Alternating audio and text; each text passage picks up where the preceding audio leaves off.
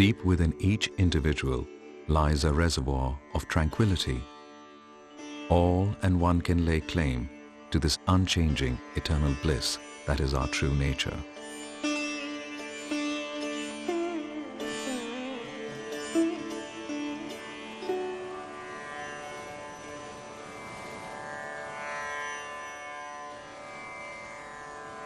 Yoga in a nutshell is to keep the external, internal body clean, pure, sanctified, so that the mind flows without any barrier within and absorb what goes on inside the body.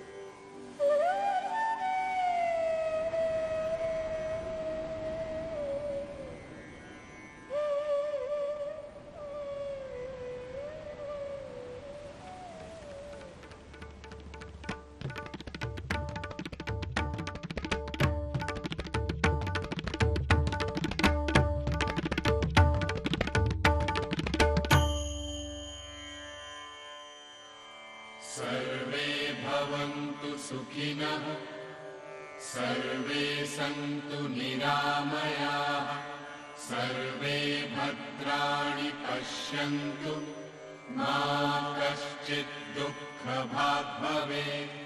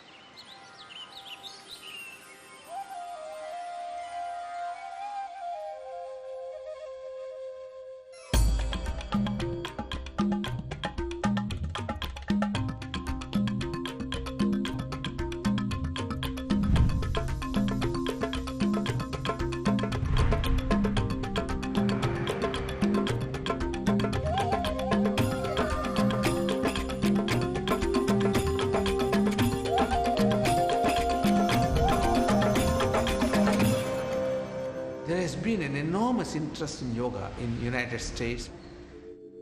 The interest in yoga is continuing to increase. The statistic that keeps being bandied about is 20 million. That's up from 9 million 2 years ago. Not very many people in India practice it. In fact, there are more people practicing yoga in the West than in India. The mind, if left to its own devices without paying attention to itself, creates boundaries and fragments itself into 1,000 different pieces and energy flows, and then forgets that there's a fundamental unity underlying the entirety of it. When we lose sight of that fundamental unity, we lose ourselves. And the practice of yoga is the practice of coming back to ourselves and rediscovering ourselves, and in fact coming to love ourselves and understanding that we're not separate from the totality. So we are whole, nested within larger and larger spheres of wholeness that extend out as far as the mind can extend itself, which as far as I know is infinite. I think yoga is when people do slow movements and you join with your earth. You do poses and you stretch your body. Yoga means to join, and therefore it's the joining of the finite with the infinite, the limited with the unlimited. Yoga is freedom. It's not an add-on. It's simply a path into yourself. La palabra yoga significa unión. unión de materia y espíritu, microcosmo como el macrocosmo, si quieren, hombre y Dios. It is to connect the whole individual to its original blessing, to its original creation, and to discover the truth, the beauty, the joy of living. Absolute clarity, pure awareness. Thou art the master of your destiny. Do not be discouraged when sorrows, difficulties, and tribulations manifest in the daily battle of life. Draw courage and spiritual strength from within. There is a vast inexhaustible magazine of power and knowledge within. Learn the ways to tap the source. Dive deep within. Yoga basically is the system, the process that connects an individual with that individual's notion of the divine. Peace and happiness is within you. By having known to direct your energies within towards the deeper aspects of your being, you can attain that peace. To most practitioners in the West, yoga is merely a series of postures that offer physical benefits. This view confines the yoga experience to only what occurs on the mat. That aspect of yoga is just one of the thinnest slice in the entirety of yoga. So people have almost an obsession with the purification of the body, mainly because it promises eternal use. So clean your cells, clean your genes, clean everything. But they don't clean the mind and they don't clean the speech. How can the one work without the other? We are one unit. We are body minds that talk. And so we have to regard all three in our work of self-purification. Yoga provides all the means necessary to do that. In West, yoga is no more something like a personal discipline, something that brings a transformation of me. It has become a product. Deshikacharya Yoga, Rama Yoga, Govinda Yoga, John Yoga, Peter Yoga. The teaching is not to promote the teacher, but to support the student. Yoga is universal, not one man's property.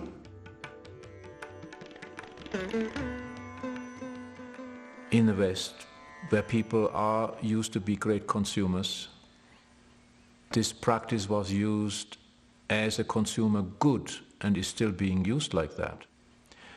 Now my belief is that yoga, even in this reduced form, is still incredibly effective and valuable for people. But I also believe that people shortchange themselves. What begins as a physical effort starts opening up other possibilities. It touches every aspect of life, really. If you do yoga long enough, you live it.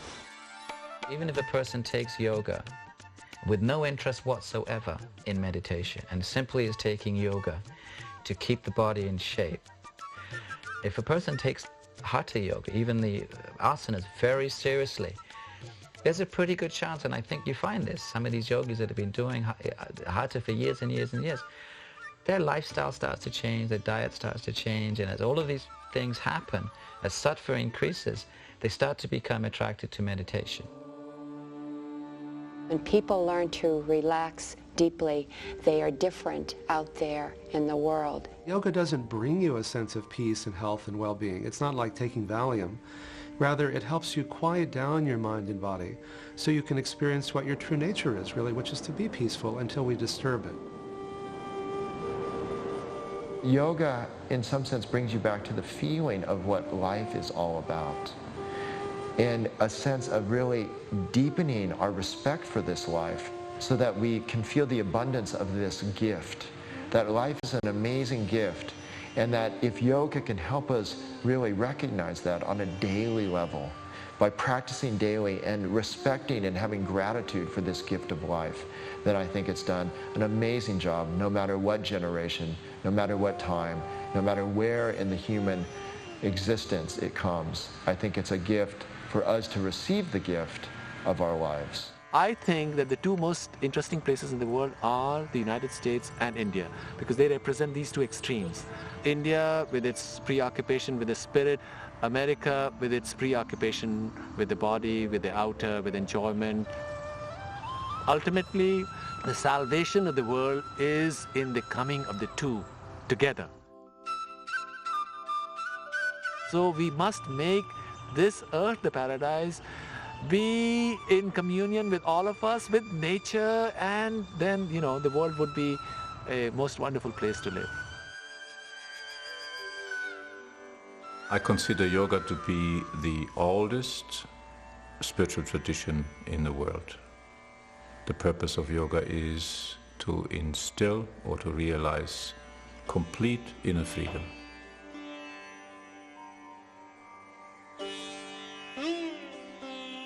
Little is known about yoga's beginnings.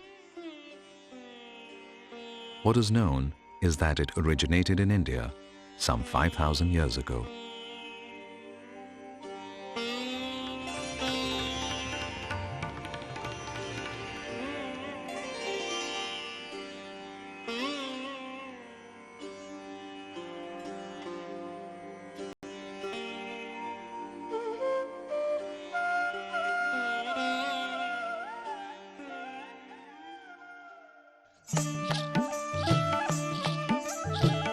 The colorful diversity of India is a wonder to behold. Here, spirituality is intertwined with every walk of life. India's romance with the spirit was a continual source of fascination to Western explorers. During British colonization, the nation was subject to much historical and archaeological research. In the 1920s, there was a remarkable find. The once thriving Indus Valley civilization, at least 5,000 years old, was unearthed.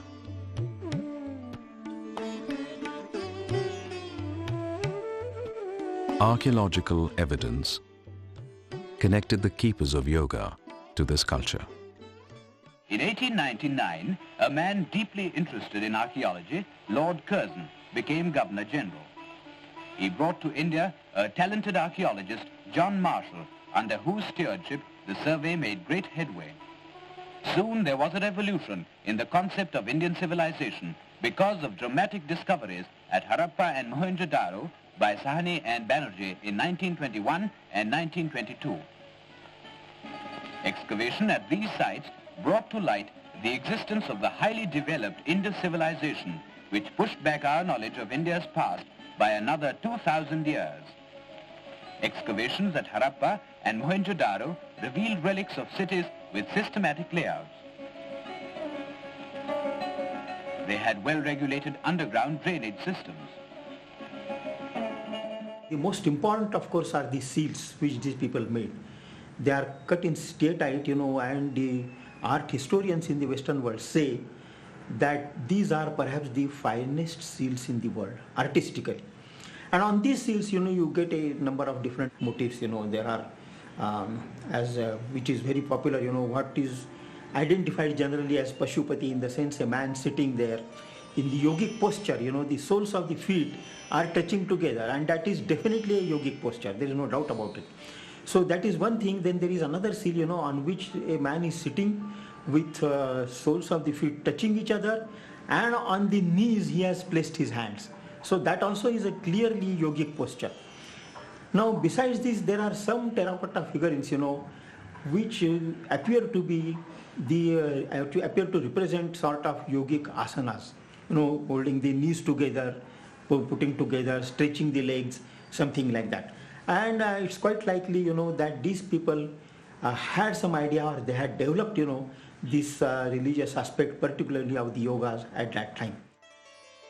So many of the modes that Indians naturally adopt from childhood on are integrated into yoga. This is the natural way of life out of which the sages molded a yogic discipline.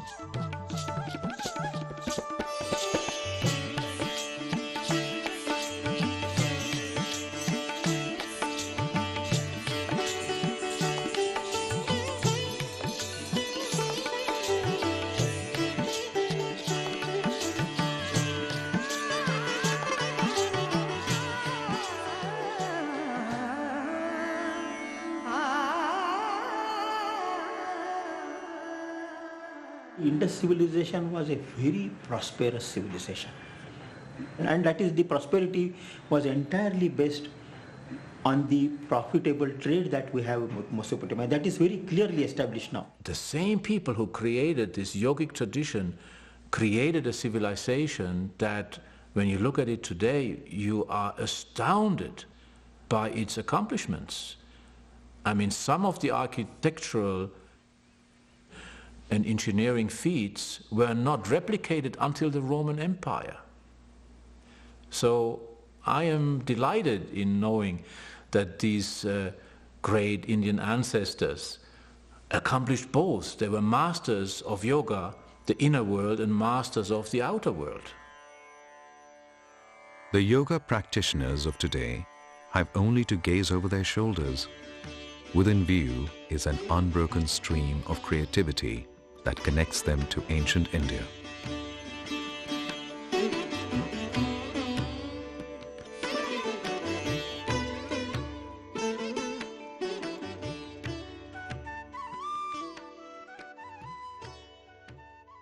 What we know as yoga is the distillation of an entire civilization that was yogically based. People here in the West don't appreciate the context, which is the whole of Indian civilization. This is what is missing, and that's why it's not working well. We can't become Indians, but we must confront the difference, which is the context that's not here yet. So we have to create our own context by trial and error, as the Indians have done. Why do you sit on the ground and not on chairs? Well, all kinds of advantages of sitting on the ground. When we do it now, our knees start hurting. We're not used to it. Our hips are not open. So we have to modify, we have to find our own Western response to this challenge. In India, it's part of daily living experience. In the West, we don't look at the dead. We hide it all. We don't like sickness. We don't visit hospitals. I mean, and there you see people dying and living, enjoying on the streets. It's all part of life. And so we have the discipline, but we don't have the context for it. We have to also encounter its theoretical, historical, philosophical side.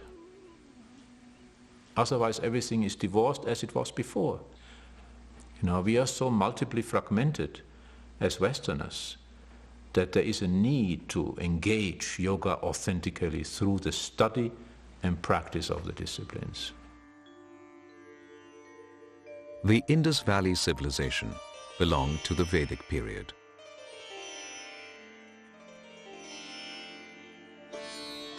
It was here that traces of archaic yoga emerged. Their people were known as Aryans. An elaborate language called Sanskrit was their medium of expression. They revealed their spiritual insights in sacred scriptures called the Vedas. The word Veda means knowledge. 4 types of Vedas came into existence. Rigveda, Yajurveda, Samveda, Atharvaveda. The Rig Veda was the oldest scripture and contains hymns in praise of a higher power. The Yajurveda included the knowledge of sacrifice. The Samveda, the knowledge of chants to accompany the sacrifices. And the Atharvaveda, the knowledge of rituals and incantations for everyday life. The Vedic period is an offshoot of the Indo-European period. Greek, Latin, Germanic, even Persian, Celtic. These languages and Sanskrit, Vedic Sanskrit, make up their language family, and the official name for that is the Indo-European language family. Yoga is a very ancient word. Yoga comes from the root yuj, as we all know, and yuj means to join, and it's cognate with the English yoke. So this is an example of Indo-European. It was a culture based on complex rituals and sacrifice.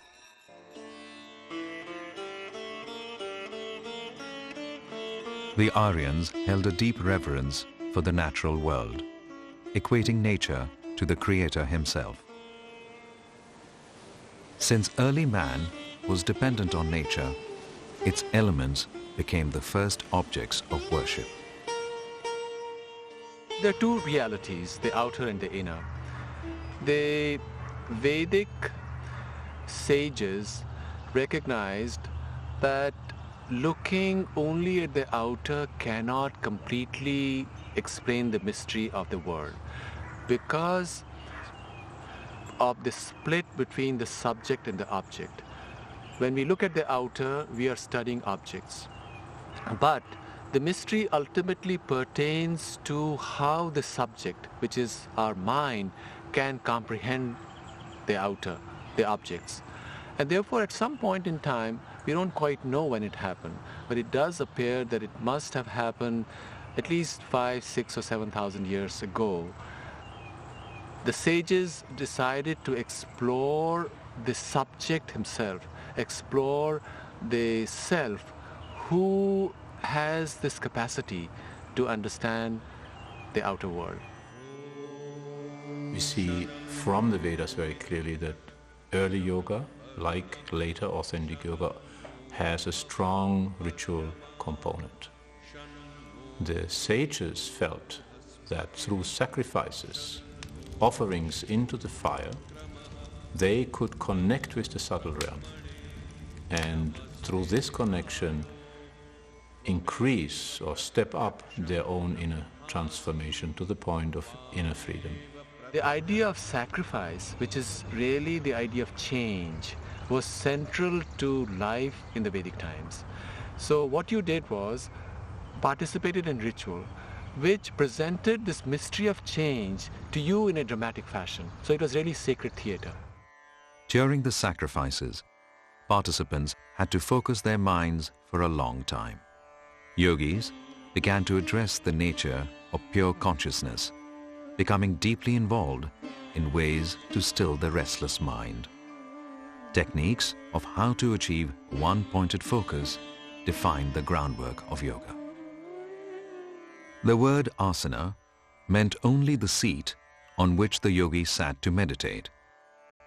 It was much later that his physical posture came to be called asana.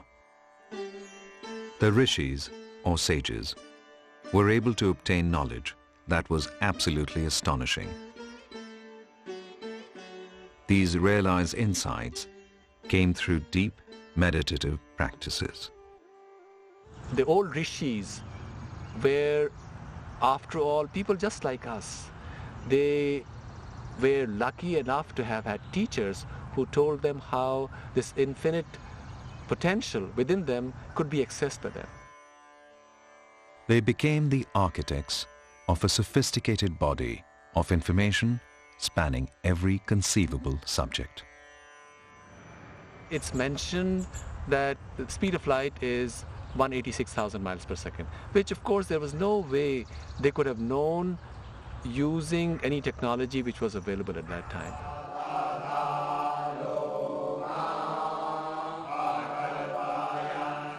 For many centuries, the Vedic tradition was transmitted orally by gurus. Students memorized and recited the sacred verses in rhythmic fashion with precise hand movements. From the beginning of the history of yoga, this knowledge that yoga represents, the techniques were all transmitted by word of mouth. Nothing was written down. The Vedas were not written down for thousands of years. The Upanishads were not written down, and so on.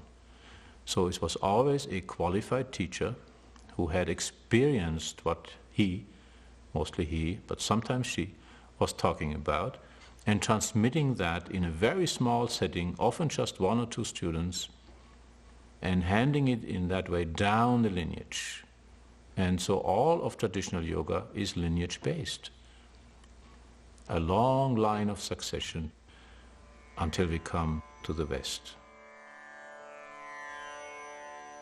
The pre-classical period gave rise to rich texts called the Upanishads.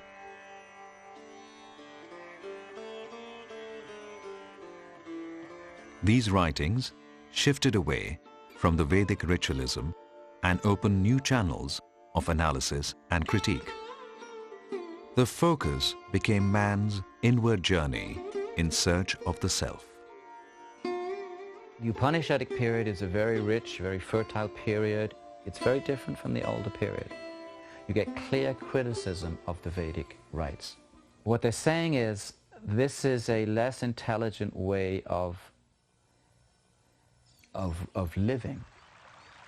The Upanishadic texts, a lot of them are written in the forest, and it's there that you see the first clear signs, clear, explicit signs of yoga.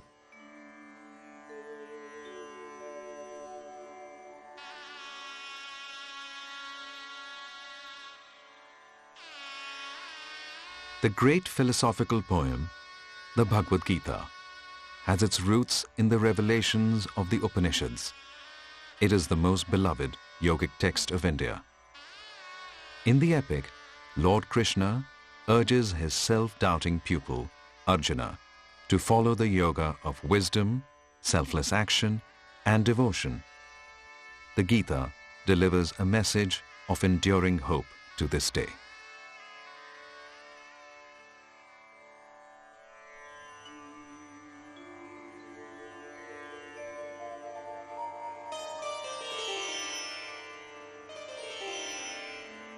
So when we look at yoga, yoga is a theory and practice continuum.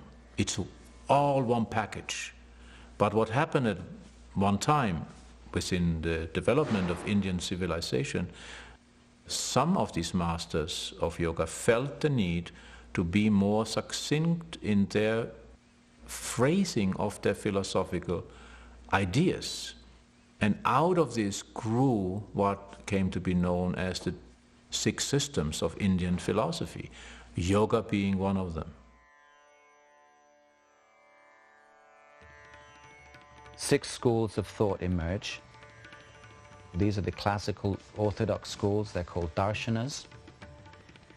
And as you know, that means to see the truth. So there is an emphasis not just on philosophical speculation, but on experience. So all of these schools are kind of cross-fertilizing each other and interacting and debating. So they have to be viewed not as a monolithic or static entity, but as something that's evolving and developing over time. All of the different schools of thought have their germs, have their roots, their germination period in the Upanishads. The Buddhists just broke away and said, we don't accept those texts. We sever ourselves from this culture, and we're starting our new religions. So yoga then is articulated in a systematic way for the first time. We've seen it there in the Gita, a few verses here and there in the Upanishads, but for the first time now we have a sort of systematic theology, if you will, a systematic psychology. It's more a psychology, actually, than a philosophical school. If you look at the Vedic literature, its first 4 layers are the Samhitas, which are the Vedic texts, then the Brahmanas, which are prose books, voluminous prose books which explain the Vedic ritual. Then we have the Aranyakas, which are these forest books, and the Upanishads, which are books of wisdom, if you will, or books of understanding, explaining the Vedic cosmology. Now after that came the sutras. The Vedic ideas, which were already a part of the Vedic text, were all described in a wonderful text, a single text, namely the Patanjali Yoga Sutra. It was a place where all these ideas which were scattered in the Vedic texts, which were communicated from master to disciple, were brought together. This became the canonical book of yoga. So Patanjali then writes this treatise, the Yoga Sutras. It's less than 200 verses, 196 or whatever it is, verses. But basically, it outlines the classical understanding of mind. Patanjali, the author of the Yoga Sutra, lived very likely 200 AD in an area of possibly northern India, and in an era in which Mahayana Buddhism provided a great stimulus. And he very likely composed this sutra in response to philosophical challenges from the Buddhist tradition. I mean, the Buddhists were debating partners for the best part of a millennium. Hindu tradition looks on Patanjali as an incarnation of Adishesha, the cosmic serpent that engulfs the entire universe, and it's an aspect of Vishnu. Konika, praying to Lord Vishnu for a son. Prayers work, and so before she knew it, in her upraised hand fell Patanjali, Pat Anjali. So the gesture is Anjali, and then Pat, to fall. So this is the legend around Patanjali. Because Patanjali lived as a human being, died as a human being. This is a typical Indian way of honoring great people. Yoga existed long before Patanjali. Patanjali just happens to be the person that systematized a particular version of yoga. There were variants around which we know. In each of the 196 sutras, there is a distinct strand of yogic wisdom. The sutras are like threads, interwoven into a brilliant tapestry that reveals the Patanjalian design for one's freedom from ego-bound rigidity. Su is cognate with so, so something that you sew something together, you sew meaning. The idea being that it's a series of verses that are kind of sewn together. They're very succinct, they're just 3 or 4 verses. Many of them, you can't understand them. They're kind of like a, you know, like a prompt, like a little manual there to keep some kind of a sequence. And then the teacher would unpack the sutras. That clearly is meant to be studied under the tutelage of a teacher. The illuminative words which he has used, and the way one has to work to experience the words which he has given may take several generations for us to feel the taste of even certain parts of what he has said.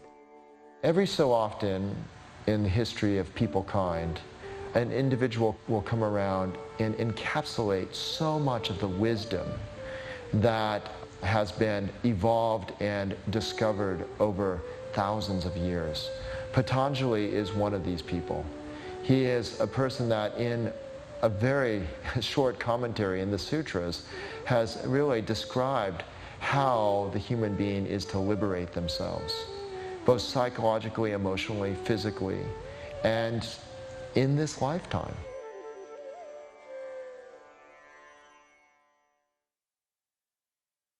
For all of these yoga systems, actually, the goal, or for most of these yoga systems, the goal is realization of the innermost self, whether that's called Atman or Purusha, and there's various names for it. That is the real individual. In much of the history of Western thought, there's a basic duality that's posited between matter and spirit, and mind is associated with spirit. So you have Descartes, you know, cogito ergo sum, I think, therefore I am. So amness, or beingness, is associated with thinking. So, and matter is an external imposition, okay? Your body dies, but it's the spirit and the mind. So there's a duality between mind and spirit and the body. In Eastern thought, there's a triality, there's a tripartite. There are three divisions of the personality.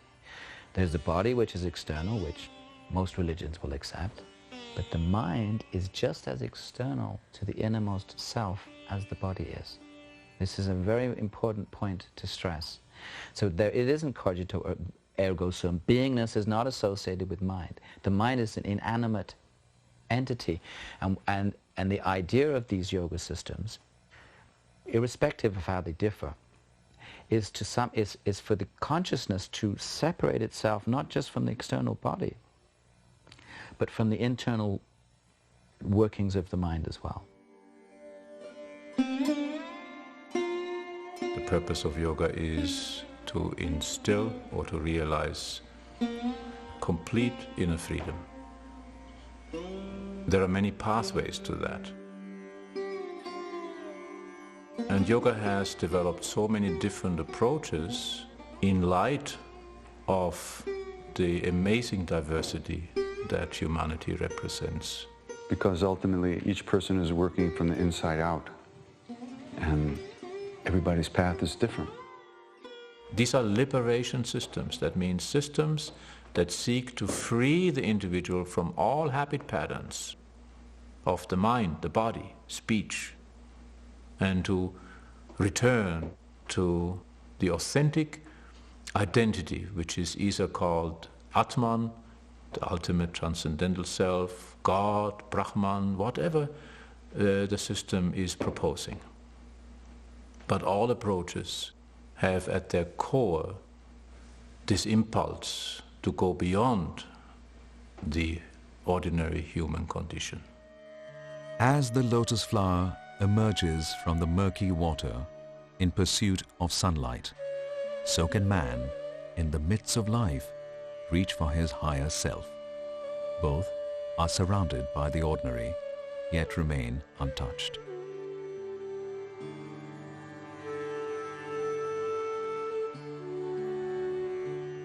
Bhakti Yoga is a yoga of devotion through love of God. So anywhere where we employ our emotional life and direct it toward God, then that method or that practice is a part of Bhakti Yoga. It's the yoga of devotion, where we are going beyond our egoic self through a loving response to the divine.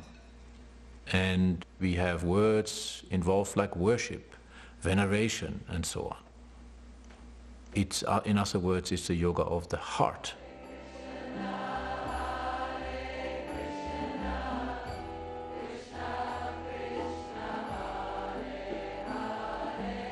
One of the ways of developing a kind of openness is chanting, is the repetition of the divine name.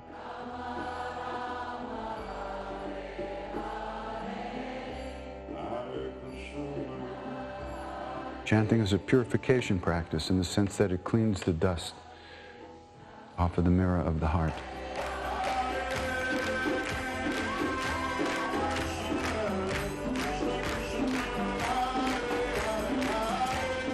We really don't see ourselves because of this dust on the mirror.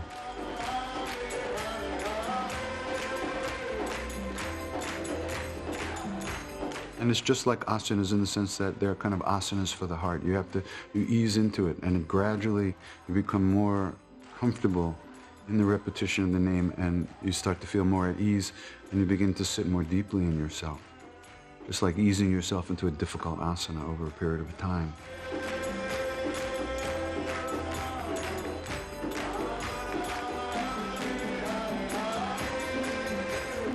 And essentially, asana means seat. So you're developing a deeper and deeper asana in your own heart, a seat in your own heart. You become more comfortable in yourself, and your perspective on things changes.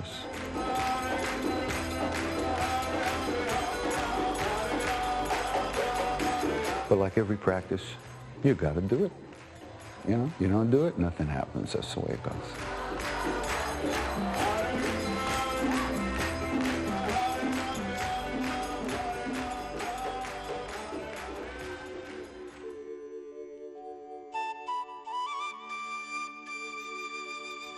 Some yogas are more religious than others. Bhakti yoga is a very religious kind of yoga. Most Westerners don't know what to do with it. I believe we can translate all that into Western terms, but ritual, no one knows what to do with it. So we have to relearn this art. It existed once in the West, very strongly. It existed in all societies. It's just our own society, modern, so-called modern society, that has lost the knowledge of the power of ritual. For me, the difference between spirituality and religion is this. Religion is based on belief and on having someone else do it for you. And spirituality is based in actual personal experience and effort. It has to be your own effort to make a change. So what the rituals we use are completely desacralized rituals. We always do the same. Brush your teeth with this particular toothbrush and the same old toothpaste. You read your newspaper exactly at breakfast time. These are mundane rituals. They are powerless. They are silly. They are simply replicating the same old habit patterns. Real ritual always is a new encounter with the subtle reality that surrounds us and interpenetrates.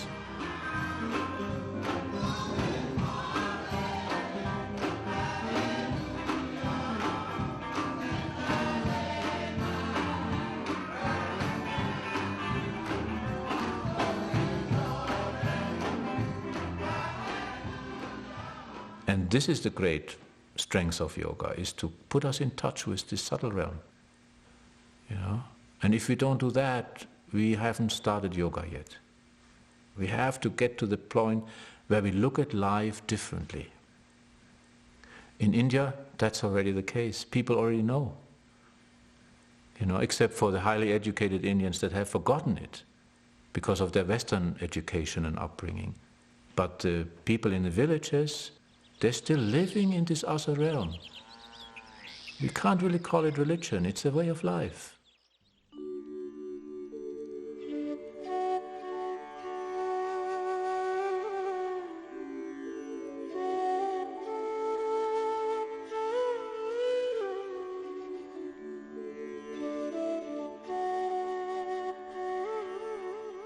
Karma yoga, which is considered to be the easiest, but it's not really, because we have to be fully committed to self-transcending action in every moment. In other words, we regard our life as service to others without expectation of any personal reward. Any method in fact any religious tradition, not just Hinduism, which uses the active faculty in human beings and harnesses it to the purpose of attaining the divine, that practice can be considered as a part of Karma Yoga. Así se puede decir el mundo conocido mundialmente son tres personas. Dr. Albert Schweitzer, Mahatma Gandhi, Madre Teresa, que hicieron todo para los demás, nada para sí mismo.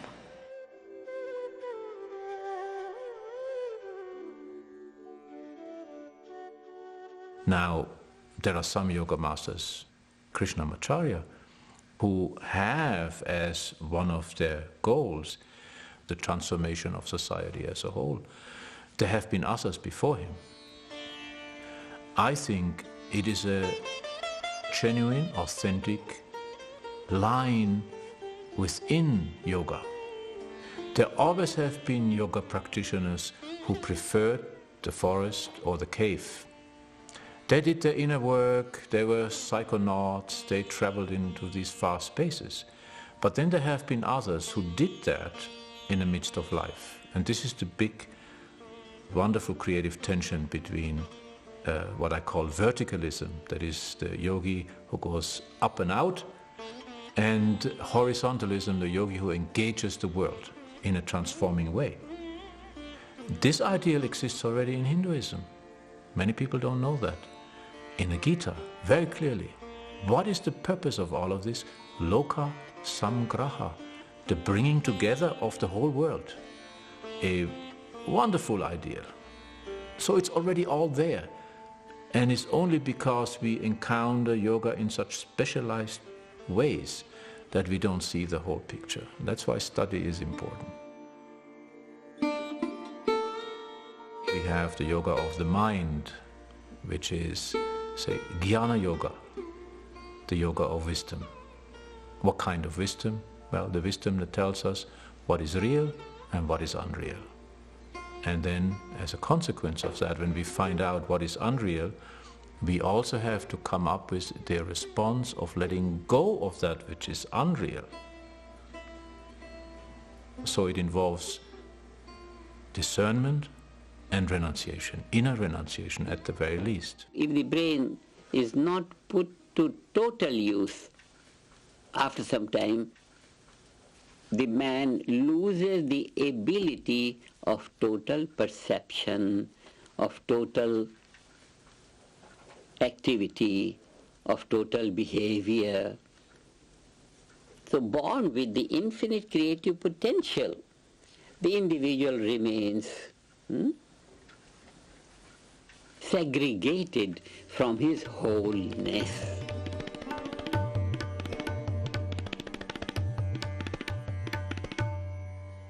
Raja Yoga, working primarily with meditation and higher states of mind such as ecstasy. This is the yoga of Patanjali. Long, long ago, the Yoga Sutra is after all a couple of thousand years old, if not more. Patanjali explores this issue. Patanjali presents yoga as a process of refining the mind, understanding the mind, then refining it, and then using it to help serve our needs. Patanjali's thrust is to explain the workings of the mind. So it's a psychology. Explain the workings of the mind and then outline the various stages and the various types of samadhi, sabija, nirbija, the whole thing, leading to the ultimate uncoupling, separation, detachment of pure consciousness, which for Patanjali is not aware of anything. The minute you're aware of something, you're connected to Prakriti. But by stopping the mind, by fixing the mind, then it's like turning the TV off. You're watching the TV and you're caught up in this movie and things are going on. You get emotionally involved in the movie, but it's actually nothing to do with you. And controlling the mind is like turning the TV off, and then you suddenly, you realize, oh wait, I got to do this. I got to, realize that you have a separate existence. When the mind is fixed, which is the Patanjalian mode, Purusha can then realize itself as pure consciousness that is completely ontologically, which means its nature, its essence, ontologically, is distinct from not just the body, but the mind as well. If the body has any function in terms of asana, it's simply to prepare the person to meditate. Learn the secrets of nature. Try to know the best ways to control the mind. Conquer this mind. Conquest of mind is really conquest of nature and the world. Conquest of mind will enable you to go to the source of soul power, and you can then realize, I am immortal self or Atman. Since that royal path consists of 8 distinct steps, that is why that royal path also came to be known as Ashtanga Yoga, the 8 rungs of yoga. He begins with the moral principles. So we have very simple principles that are truly universal.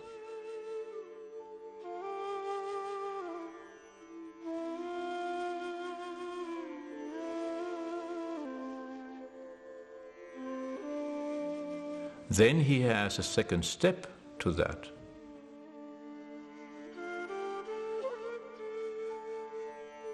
Which is how we live when no one is looking.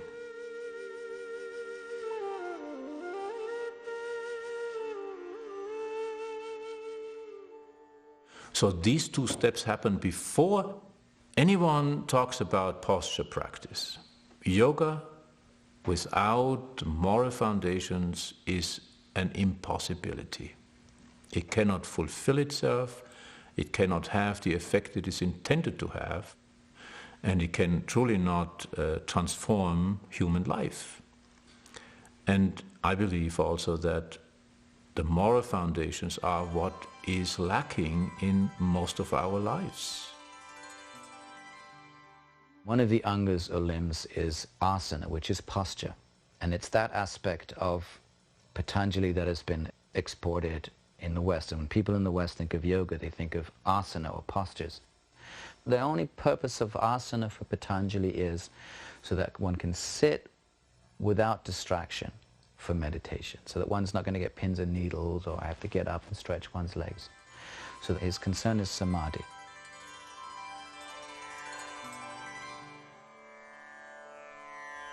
So as the next more subtle aspect, we got the next step within the Patanjali system, which is pranayama, which is not to control the breath, but to really expand its field.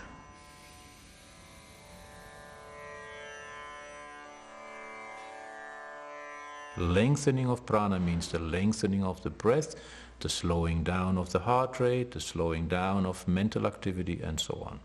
Conscious breathing is considered one of the best techniques for cleansing the mind.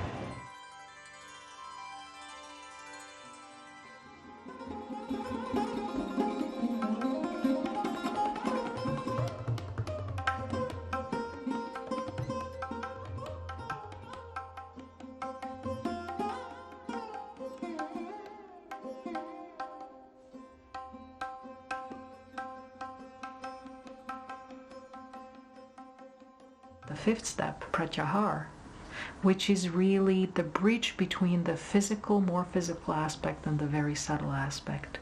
And that is the control of senses. Their job is to be turned outwardly, and as long as they stay that way, we will be leaking and losing incredible amount of life energy over which we have no control. The senses are turning away from external objects. We stop hearing sounds, the eyes close, we don't see anymore. Everything is turned inward.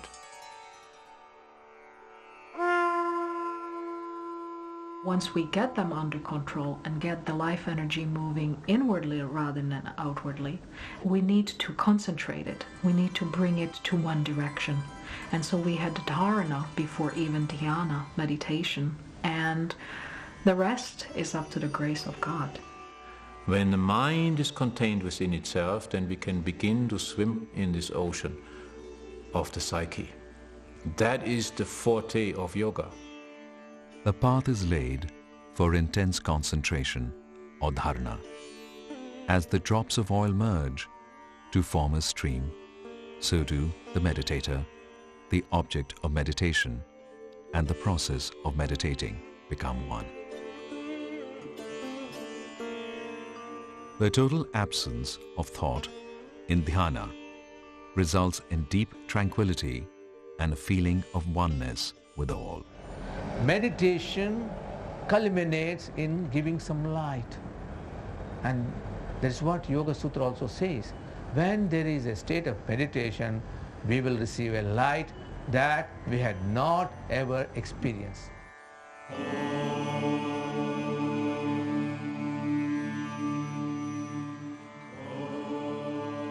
Om is the essence of the secret of Veda. And in what sense is it the essence? Om is three sounds, A, U and Ma.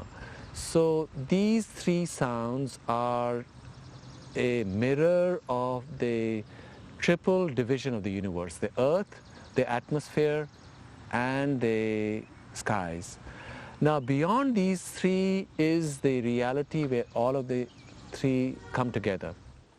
And then at one point, if we are fortunate, within meditation, something occurs where the mind implodes on itself, and the object of our meditation and the assumed ego that we are one and the same. This is the state of ecstasy or samadhi. It's always this transcendental freedom that is the only true object of yoga. For Patanjali, the goal of yoga is not asana. Asana is simply a stepping stone to something far, far more important, and that is realization of the innermost self.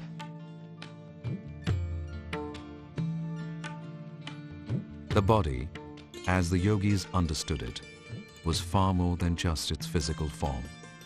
Beyond this visible dimension was the complex realm of the subtle body. For the modern mind to grasp the yogic path, it is paramount to be open to this different view of the human form. The human body is the miniature of the universe. And as is the large universe, so is the miniature universe, or microcosm. I think the 5 elements, the ether, air, fire, water, and earth, are really at the fundamental physical manifestation of the universe. And if you think about their role or energy that they have, we're talking about 3 basic principles. Principle of movement, principle of energy transformation, and principle of cohesion, structure, stability. In order for any form to be alive, there has to be a combination of these 3 elements, and we call them tridosha, Vata, Pitta, Kapha. These bodies need their fields of operation, and these are called koshtas. Annamaya kosha is the layer of the physical body, which is supported by food. The food must get transformed into nutrients through the breath, which occurs at the level of the pranmaya kosha. The next sheath is the food for the mind and thought at the manomaya kosha. From there, we have another level which is even more refined, which is a level of knowledge, when we're turning thought into true deep understanding. And that's Vijnana Maya Koshta. And beyond that, there's a level where there is just pure existence, pure being, that is not changeable, not influenced by anything eternal. And that's a level of bliss, Ananda Maya Koshta. I think the first thing you have to realize or be willing to accept is that the body is an energetic system. The vital energy of the body, which is prana, is not something Western medicine recognizes, but it's something that all yogis are very familiar with. And to some Western practitioners' amazement, when they lie in the dead pose, the shavasana pose, they're suddenly flooded with energy, they don't know where it's coming from. And they feel expanded beyond the skin. That's a little bit of prana, the space of prana happening. And as a system, it needs organizational structure. So the way I look at the subtle body organization, it's just a certain structure. One way you can think about it is when you go to the airport, you see plane taking off. There's much more happening. There are people who decide where it's going to go, when it's going to take off. There is an entire hierarchy that decides what's going to happen when, that directs actually all the events. But all what we see is the plane taking off. I think similar processes happening in our body or in our human existence. What we see is the body, the physical reality. These operating fields need to be directed, and they are directed through chakras. There is a system of 7 chakras, which are energy centers that are organized within the central column, the central spine nervous system, along the body.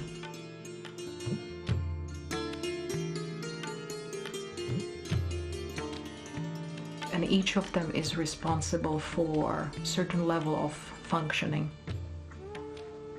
They also are connected through very subtle system of what we call nadis, which is the channels where the energy flows through this entire system.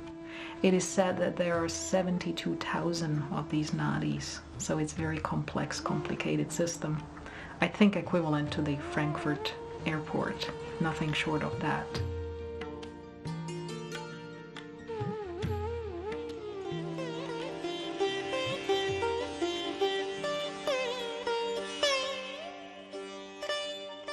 Tantra means a holistic approach to health and well-being, where the wise people, learned people, the adepts try to combine all possible elements of Ayurveda, astrology, numerology, gemology, and the system of alchemy and diet and nutrition, mantra, yantra, mandala, all these different components they try to combine in a manner that it can give you the most effect in terms of your personal development.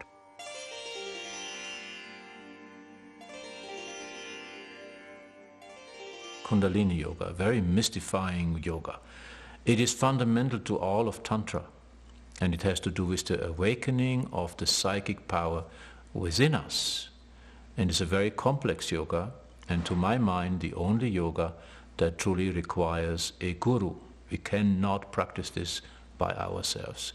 All the other yoga we can fudge, but ideally, of course, we find a highly qualified teacher, the best possible teacher we can find, to receive proper initiation into yoga practice and also guidance along the way.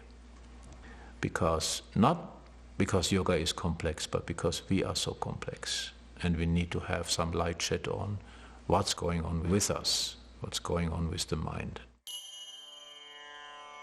Tantra proposed that the body was no longer a source of suffering, but a conduit to enlightenment. In Sanskrit, it means technique. Here the way to liberation was to unite all opposites in the body. The internal union of the male Shiva or Purusha at the crown with the female Kundalini energy or Prakriti at the base of the spine leads to transcendence.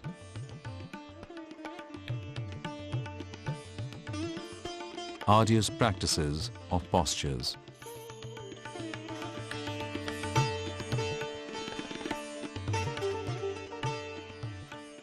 breath control and locks awaken the Kundalini energy, drawing it up to meet the male Shiva at the crown.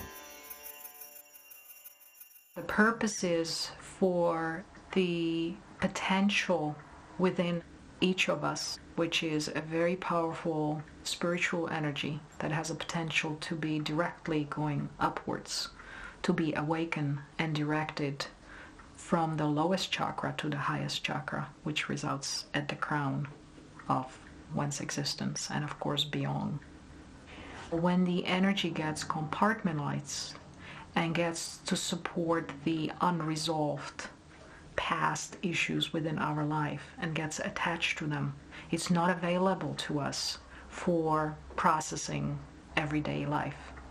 And so our goal and purpose of yogic practices and Ayurvedic balanced lifestyle is to have all prana available at any given moment to direct it, hopefully through the central channel Sushumna, directly up to Sahasrara, to the highest chakra.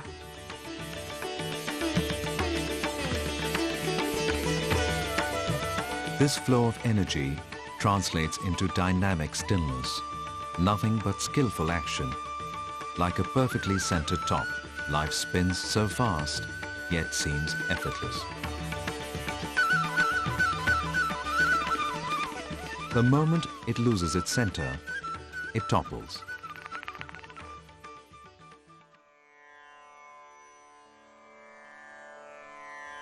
Shiva is a complex deity in Hinduism. Shiva means the good one, the benign deity, and is linked with our own central axis, the spine.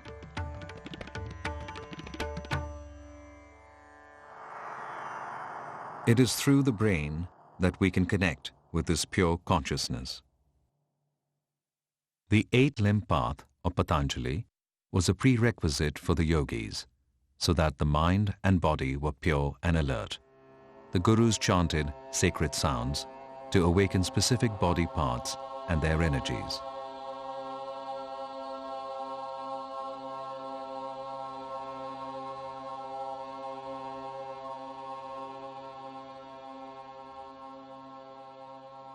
They use mandalas to meditate upon.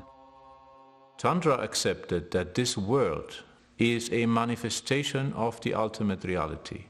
There is nowhere to run, since the ultimate reality is everywhere. And we have to accept our condition here, but we have to understand it differently. We have to understand it in a transfigured way. And out of this concern arose also a new relationship to the body. So the body was seen as a temple of the divine. The idea existed already in Upanishadic times, but not in the same pronounced way. So from there, it was a small step only to saying, if the body is the temple, then I need to keep it clean and tidy. I need to keep it fit. And this is the whole work of Hatha Yoga, is to prepare the body for spiritual realization, and more than that, is the creation of a body that is a spiritualized body, that is a body of light.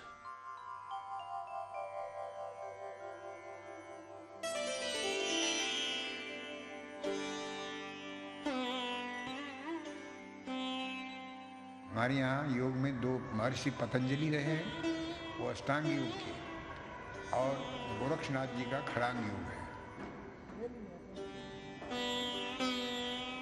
ऐसे ही महायोगी गोरक्षनाथ जी ने जो है ये योग भगवान से, परमात्मा से, माने मूल तत्व से मिलने के लिए जो है योग को माध्यम बनाया। Hatha Yoga reached its climax during the time of Guru Gorakhnatha and Matsyendranath, which were somewhere between 5th, 6th century AD all the way to 8th century AD. It's very difficult to determine their time. So it's almost 1600 years ago.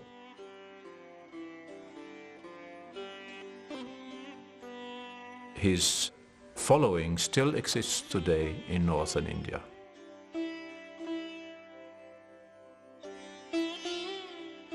Ha translates as sun, and Tha means moon. Its name implies a forceful or disciplined practice.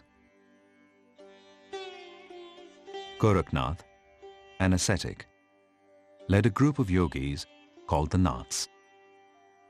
They wear large earrings called mudras in split earlobes in order to awaken magical powers through certain nadis. Commoners refer to them as Kanpat yogis.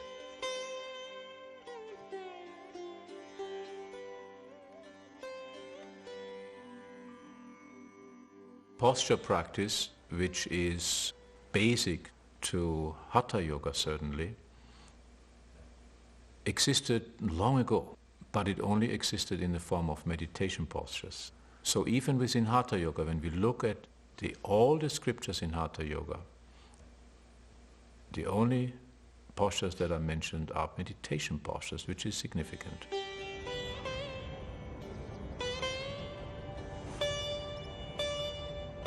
Hatha Yoga may be only 1,000 years old, so it is a fairly late arrival on the stage of yoga history.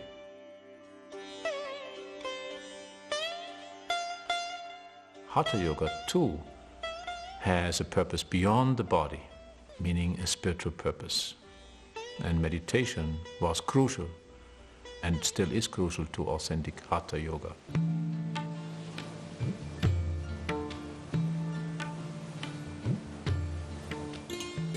Sattva, clarity, purity, is what the yogi aspires to.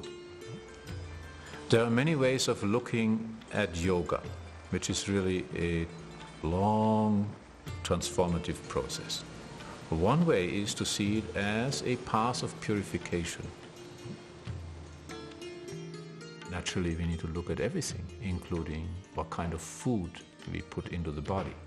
So the yogis have all kinds of ideas about what are pure foods and what are impure foods. Which foods will promote mental concentration, relaxation, inner stability, and self-transcendence, and which foods will undermine that process.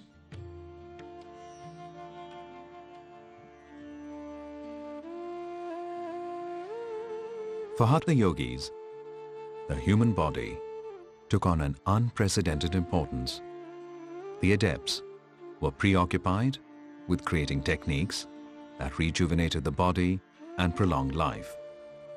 The attributes of their practice were cleansing for vitality, asanas for flexibility, and pranayama and meditation to manipulate the body's subtle energy. Asanas, actually, my understanding is their purpose was for not allowing the toxins, impurities to accumulate in the body. That the rishis could see or could envision how life is going to proceed, that it's not going to be the ideal, that it's going to be struggle, that we are going to misuse our thoughts or intellect or knowledge for making wrong choices for ourselves.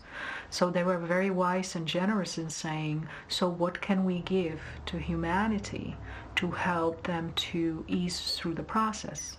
And the positions, the asanas, are specifically designed to energize or move certain parts of the body and organs within them, not to allow for the ama, for the toxins to accumulate. Now, when you start doing that in a conscious way, what happens is you notice that every movement, every intention is supported by the energy behind it, which is prana, the breath, the life energy. When you look at how yoga was created, you notice that the yogis generally practiced outside the village in total simplicity with nature.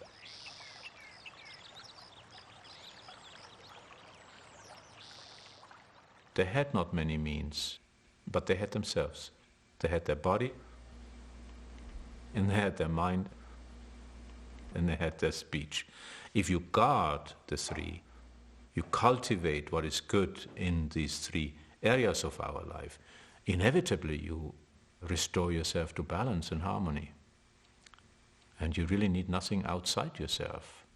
And one of the greatest healing forces is prana, is the subtle energy that enlivens the body, and it enlivens the whole work and keeps everything moving and going. And if you can learn how to harness that, either by not spending it, but also by attracting it through breath control or meditation, you can fix up all the little problems that can develop in the course of human life. But the main thing in yoga is not pain, is not disease. It is to overcome suffering. It's a different thing. Suffering has to do with how we relate to pain. Many of these poses were based on observing the environment, plants, animals. Yoga in general and asana in particular was taught those days, thousands of years ago, to kids. The children were in the forest because the teachers used to live in a forest.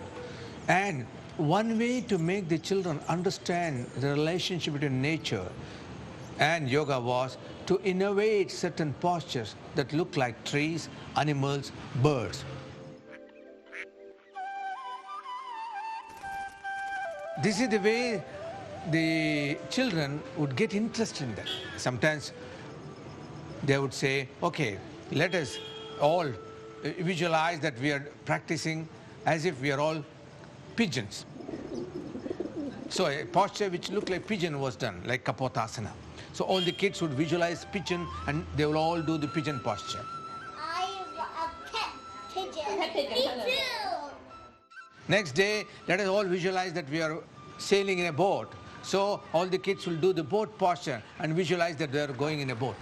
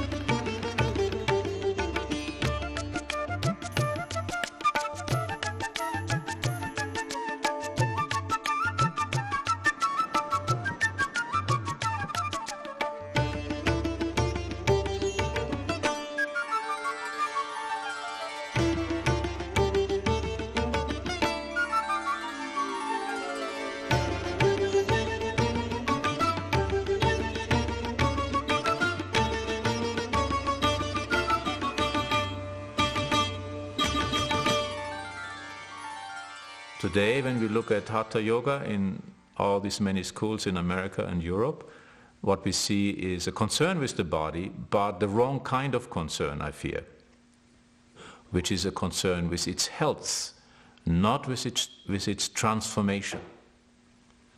We are not interested in creating this immortal body of light.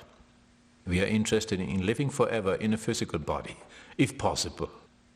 And of course we know this is the ultimate illusion. So Hatha yogis and yoginis in the West have to go back to a better understanding of their own tradition. So in the import of Hatha yoga to the West, much was lost, and we have to retrace our steps in order to practice Hatha yoga authentically. A lot of people think yoga is a contortionistic art. And I like to tell my classes all the time that yoga is to bring us back to our true nature. Whether it's the nature of our body to be open and flexible and responsive, or also to our nature of our mind, which is to be like a little child, that the mind becomes one of observation and not judgment, so that it brings us back to our natural state.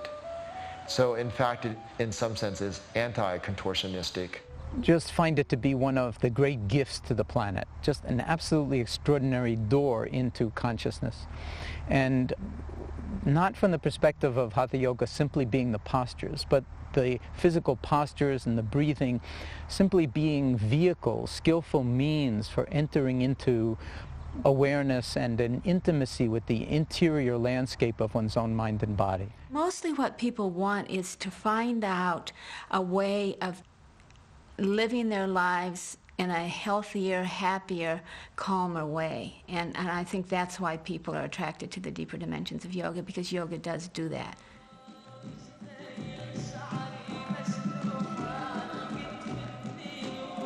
I was at the Omega Institute and I took a yoga class. It was my first time taking a yoga class. That was probably 12 years ago, 12 or 13 years ago. And I walked out feeling completely different. My back felt better. I felt some healing going on in one class, and I was very excited. And so I realized that that was what I needed to do. So I started doing it, and it was completely self-serving. I wasn't into yoga for any spiritual reason. Eventually, I stopped doing any other kind of training, really. I haven't taken a dance class for years and years, over 10 years. I do yoga to prepare.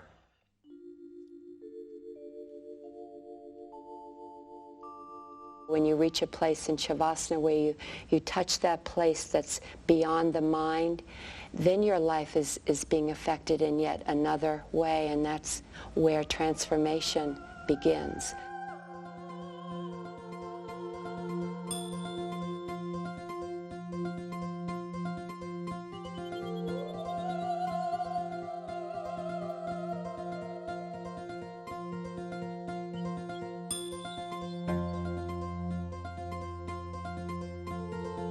You realize you are not this body, you are not your thoughts, you are not your feelings, but you are absolutely pure consciousness and perfect at your core. Your teacher wants you to be in the right form for the sake of your alignment. But the beauty of the asanas is not something that, is really remarked on.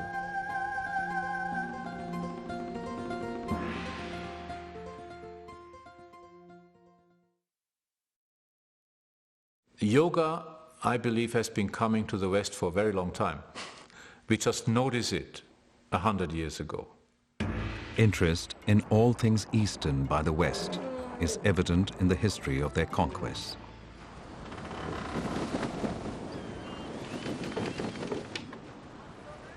Western explorers were drawn by the promise of material riches and mystical encounters.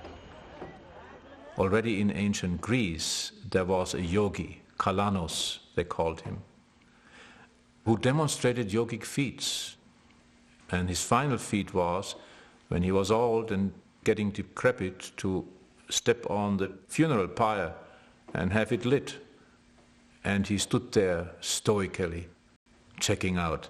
And this impressed the Athenians so much that there could be a person sacrificing his body triumphantly instead of fearfully. So we have had this long encounter with Indian yoga.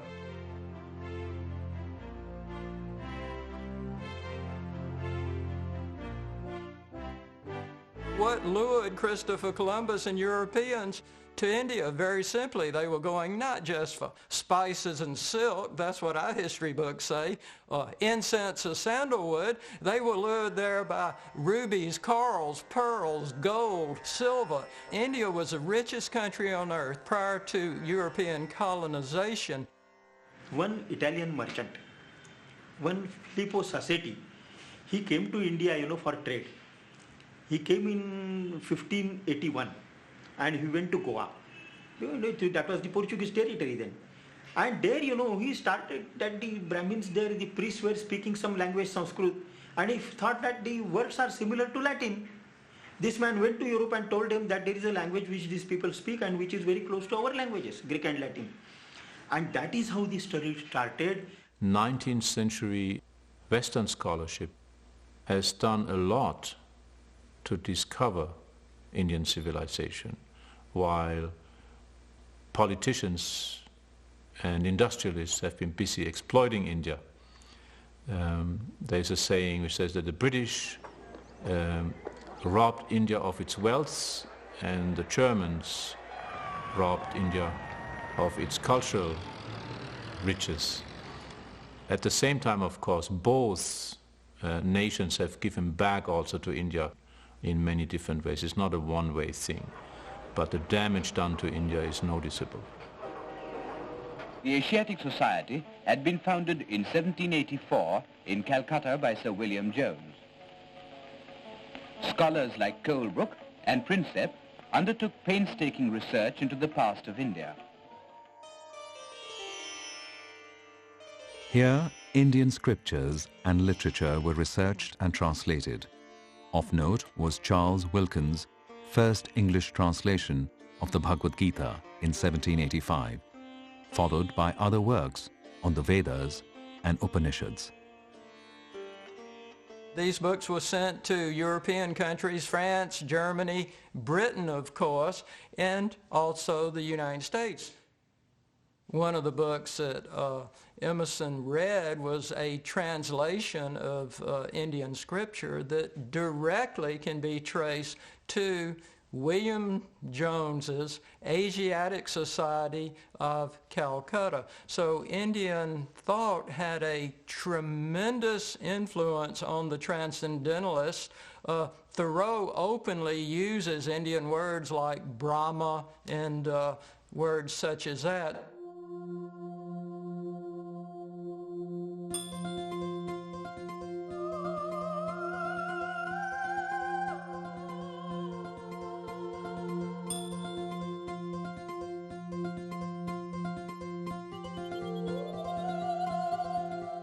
A doorway to Indian thought had been pushed ajar ever so slightly. To the western shores came many yogis in the hope of imparting their spiritual wealth, but with little impact. However, one man opened America's eyes to a new way of thinking. It wasn't until Swami Vivekananda came in 1893 to speak at the Parliament of Religions. He was such an inspiring speaker that he put, in a way, the whole country, the educated country, on fire. His were the looks of a warrior monk, his voice at once thunderous yet sublime. Born Narendranath Datta in 1863, Swami Vivekananda enjoyed a privileged childhood in Calcutta. With a Western education in science, literature and history, he also studied Indian music, poetry and art. At 25, Vivekananda was destined to carry the torch of his great spiritual master, Sri Ramakrishna. For 6 long, harsh years, he wandered around India as a penniless monk, testing his will. Vivekananda became one with the tremendous suffering that surrounded him. His purpose of his visit was somewhat different from promoting the kind of yoga that is being promoted today. He came here with his spiritual mission. He came here to give the message of the sages, the great masters, saints and yogis of India. And therefore, what he expounded in those days was the universality of consciousness. And it is in that context he introduced yoga as a tool, as a vehicle to reach that state of consciousness where you find yourself in all and you find all and everything in you, and thereby you overcome, you transcend this sense of duality that causes this great deal of separation and strife in life, in one's personal life, in one's family life, in one's social life. His purpose was to spread that message of Advaita, non-dualism, that all life forms evolve from one life force, consciousness, Brahman, God, or whatever you call it.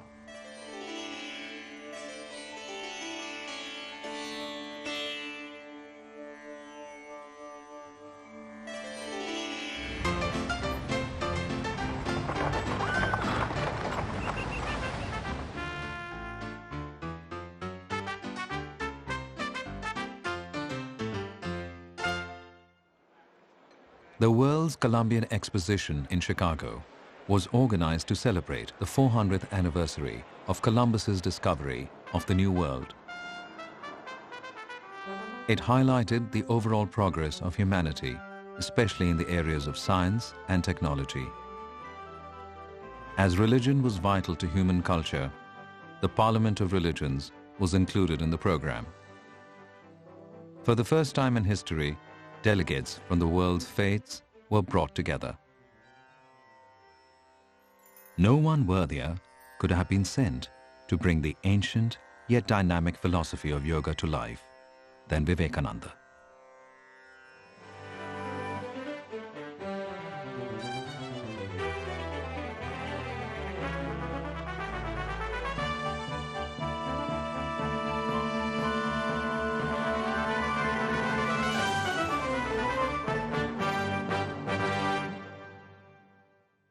In the Columbus Hall of the Art Institute of Chicago on September 11, 1893, were gathered some 4,000 men and women.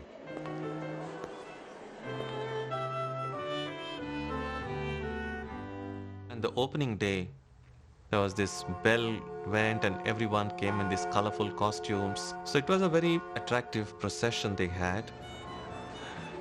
And then Vivekananda discovered that everyone had come with prepared speeches for their opening remarks. And he had no idea that even he had to prepare something. Swami Vivekananda had never spoken in public before.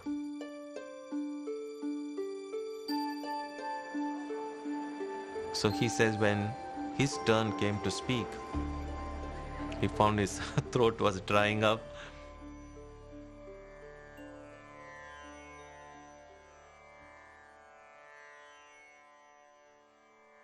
He began in a very natural way. Drawing courage from the goddess of wisdom, Saraswati.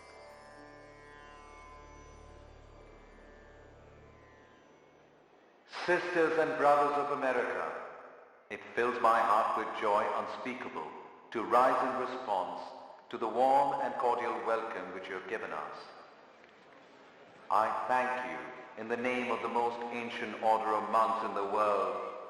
I thank you in the name of the mother of religions, and I thank you in the name of the millions and millions of Hindu people of all classes and sects. Vivekananda had a tongue of flame and language of the heart. At just 29, he became the sensation of the World's Fair, enrapturing thousands of people who hung upon his every word.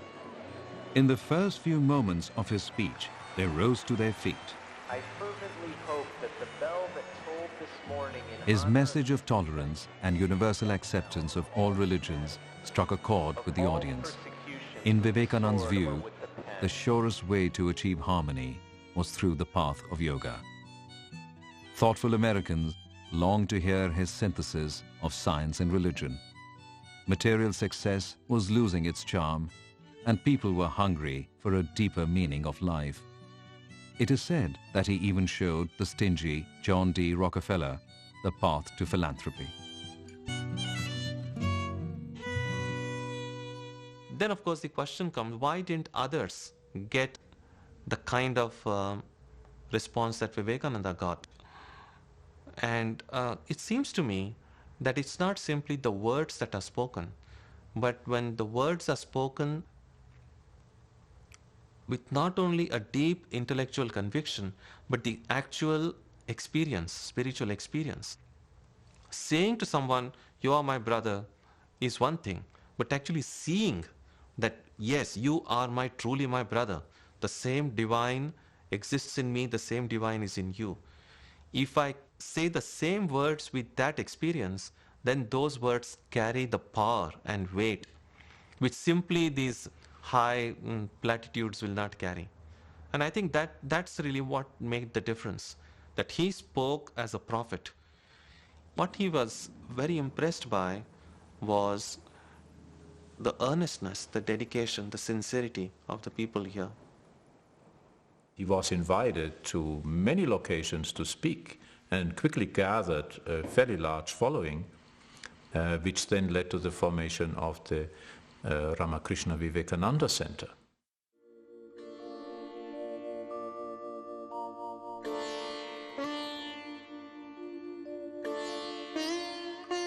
Having tirelessly worked to spread the message of Vedanta to the ends of the globe, Swami Vivekananda left his body at the age of 39. To become harmoniously balanced in love, work, wisdom, and concentration is my ideal of religion. And this religion is attained by what we in India call yoga, union. To the worker, it is union between people and the whole of humanity. To the mystic, between one's lower and higher self. To the lover, union between oneself and the God of love. And to the philosopher, it is the union of all existence. This is what is meant by yoga. This is a Sanskrit term, and these four divisions of yoga have in Sanskrit different names. The person who seeks after this kind of union is called a yogi.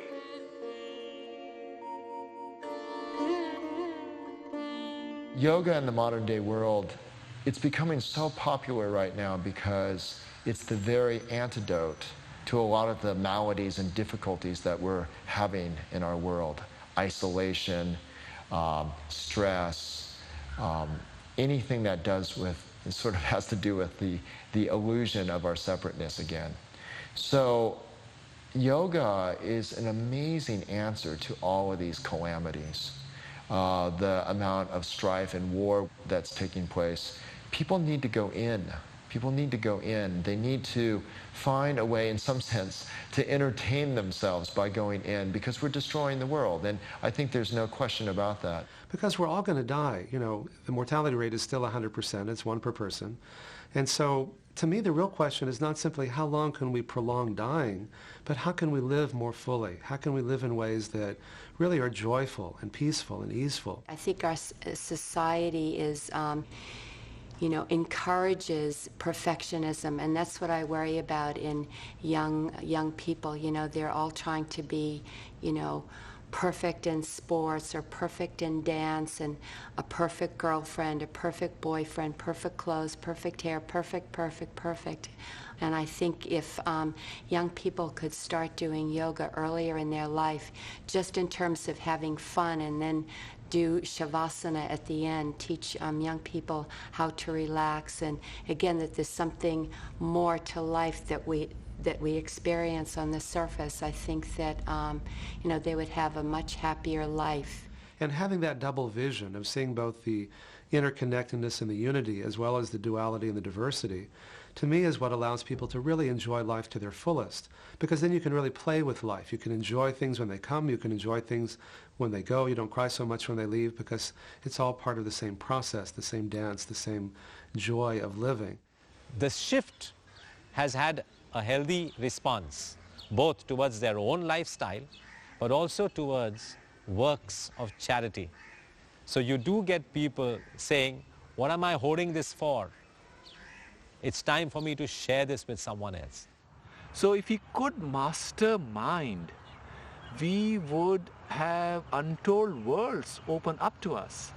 And yoga provides us that promise.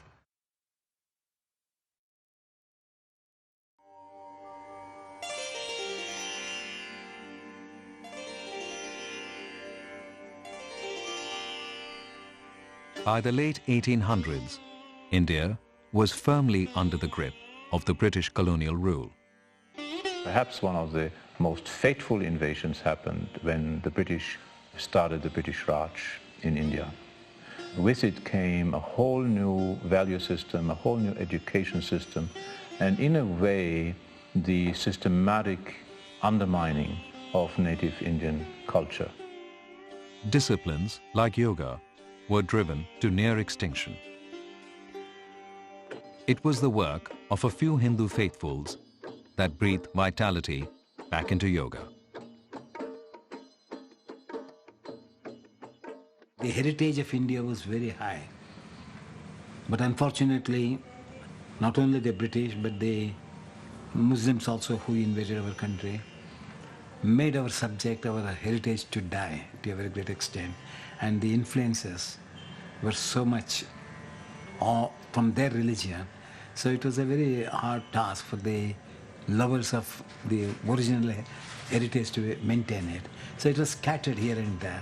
So all these scattered subjects had to be brought together and to be presented. I think after independence, I think we have brought our Indian art, music, yoga and other things for the public to be more attractive.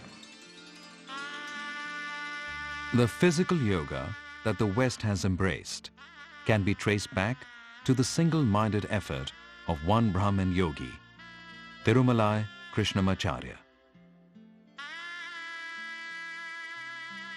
Krishnamacharya had great influence in the way yoga is practiced in the United States.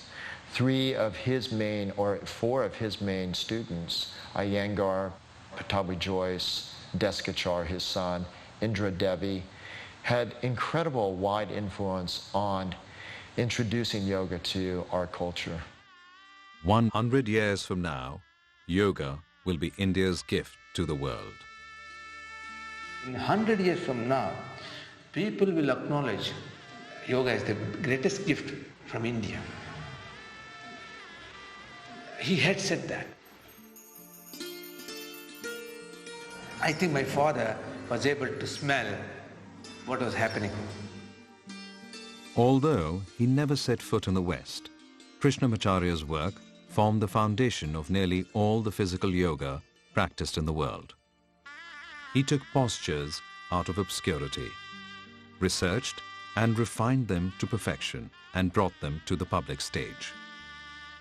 For me, Krishnamacharya is truly the single most important master of yoga within Hinduism in our time, because his creativity and his tenacity in practicing and also in researching the authentic traditions of yoga have led to other masters who have profoundly influenced Western practitioners such as Sri Iyengar Patapi Choice and Desikachar. Born in 1888 in South India, Krishnamacharya had already memorized the Yoga Sutra at the age of 5. His unparalleled thirst for knowledge took him to northern India, where he earned degrees in Sanskrit, Ayurveda, music, law, among other disciplines. There are these masters that just appear. He was a genius. And we don't know how it all came about, but they exist and they have contributed greatly to the development of yoga.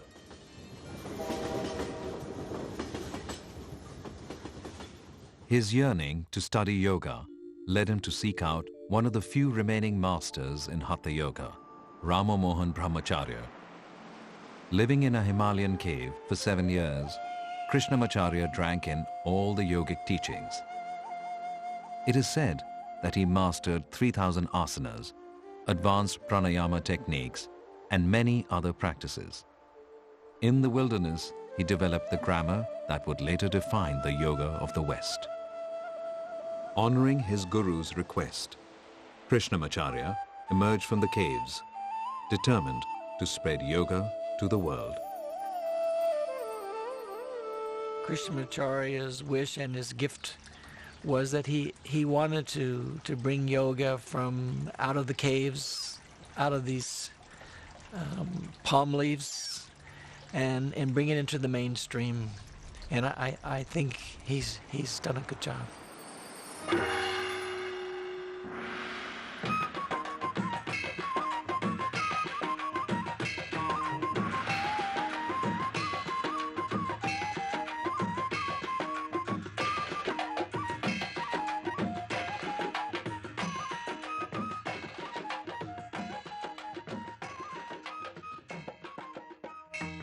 Krishnamacharya married and settled in Mysore, persisting through years of poverty.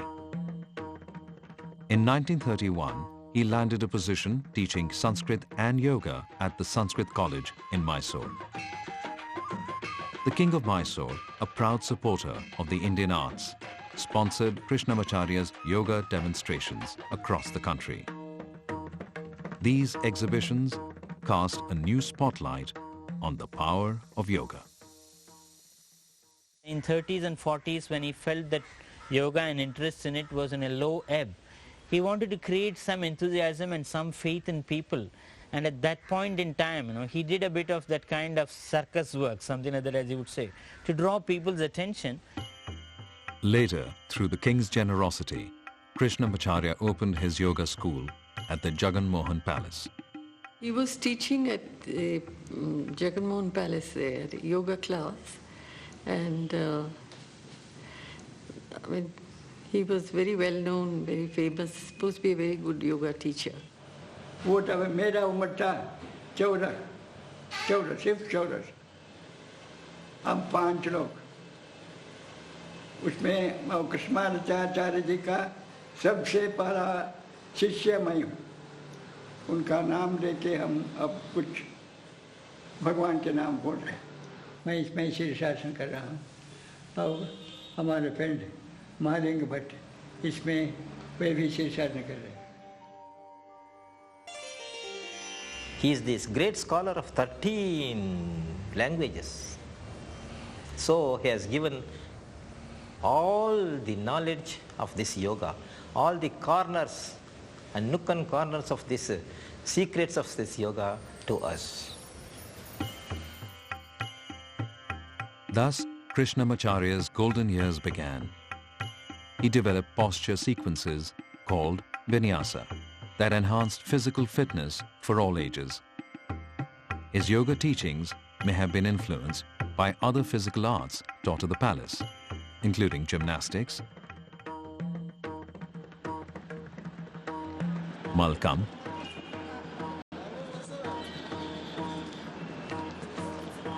and wrestling. And I believe it was largely due to his efforts that the authentic tradition of Hatha Yoga was preserved for us.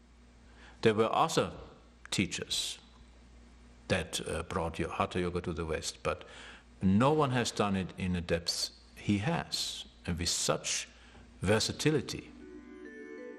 In the 1950s, Krishnamacharya relocated to the city of Chennai. Those days, my father was mostly known as somebody who could cure diseases that others could not cure. When you study with them, things like music and Vedic chanting and yoga and ritual, they are not disjoint pieces, There is a very vibrant way in which they would connect with each other, बहुत अच्छा आदमी है, बहुत बड़ा विद्वान है, परंतु एक है उनमें यहाँ अपने शिष्य को ये बहुत अच्छा करता है, ऐसा कभी नहीं बोलता था। आपके मन में था जब हमको शिष्य के बारे में कुछ बोलेंगे वो घमंड हो जाएगा। Though I stayed with him due to my physical condition, which was not powerful, naturally I think he was more disappointed in my presentation of this art. So naturally a sort of negligence set in him. He was very strict about rules of women. He was saying the Vedas say this and all that. He had only men and only boys and only Indians in the school. At that time, I was a head like this, and came to take some yoga. He politely declined. But since the Maharaja was fed from the school, and I was a private guest of the Maharaja and Maharani, so the Maharaja just asked to accept me. So against his wish, he accepted me, and his earnest kind of desire was to see me behind the door as far as possible. My father's views about women changed. His orthodoxy now found ways to bend with the needs of the time. He was 98 years, he said. I think if we do not encourage women, the great Indian tradition will die, because most of the Brahmins are no more following the Vedic rules and regulations. They're all becoming business people. Krishnamacharya broke this customary way of teaching chanting only to men or to young boys. And I was the first woman whom he taught chanting.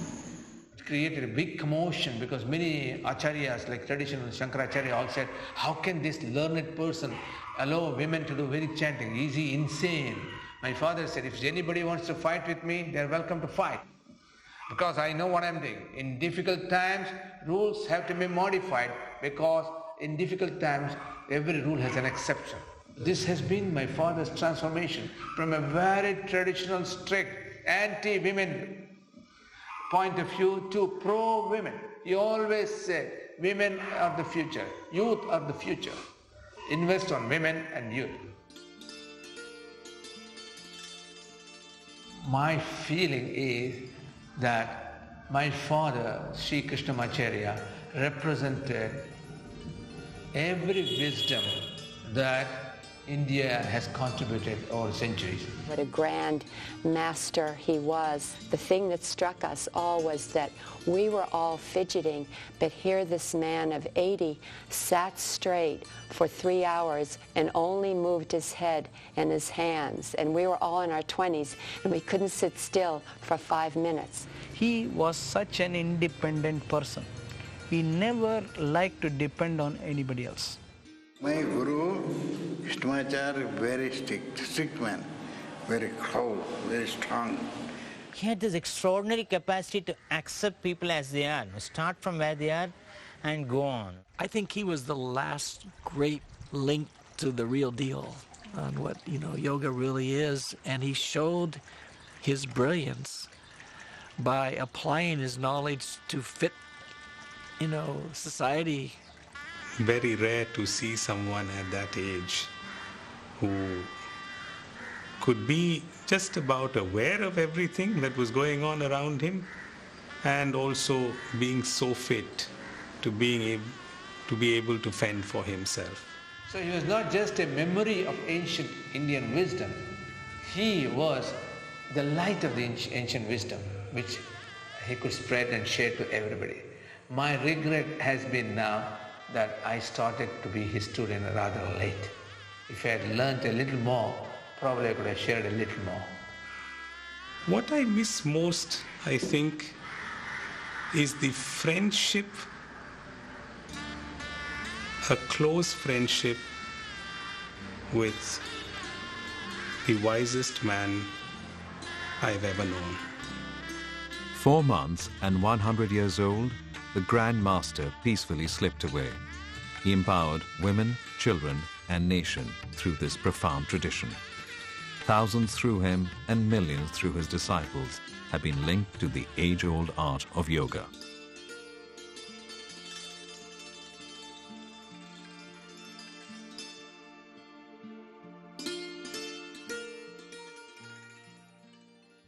So we find many different veins from one man. We find many different people who have searched deeply inside themselves to find their own voice, their own take on what this yoga practice is.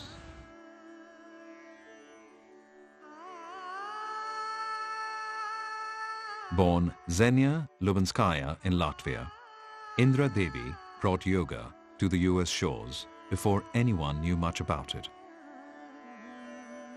She opened the first yoga studio in Los Angeles and soon taught the Hollywood stars.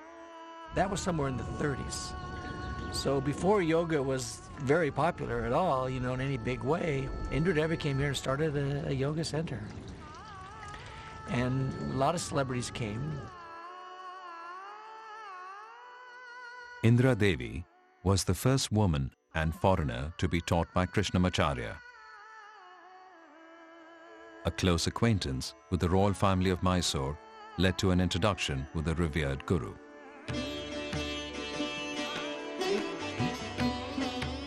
Her mother was friends with the Prince of Mysore.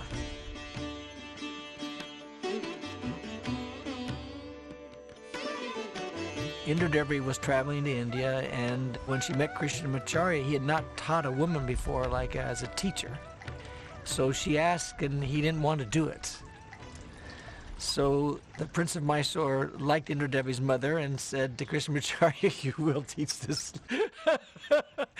So she told me that he tried to discourage her. He told her that she had to get up at 4 o'clock in the morning and she could only eat food that were growing above the ground in the sunlight and all these things. And she stuck it out. And I remember in one of the classes in the beginning, when everybody was doing the Paschimottanasana, forward bend, whatever. Well, feet on the floor stretched, and you inhale, exhale, and you touch your toes. My hands were so far from the toes that I asked one of my co-students just to push me from the back. And she told me, no, you can injure a rigid muscle. You will do it by and by. And I remember on the floor looking up at him and said, in my next incarnation. She was wonderful the way she adapted herself to, all the customs and food and things like that. And she mixed so well with people, and she was a very friendly person. And so then he started to say, well, this lady's serious. So he started to really teach her. And then he taught her for a year straight. And then he said, you teach. And when I was leaving, Krishna Brahmachari told me, you are leaving us now and you will be in different countries. I want you to teach yoga. I said, me? Maaf kariye, I can't teach. She had that magic touch. And she started this place near Tecate. And people came from all over. And then she learned fluent Spanish. She was in Mexico in the 70s. And it was a place called Rancho Cuchima. And so she had an adopted daughter from Mexico, and they bought this, like a ranch. There was an ashram in Mexico, and she was there for about 13 years. People came from all over the world, and she did like a live-in ashram teacher training.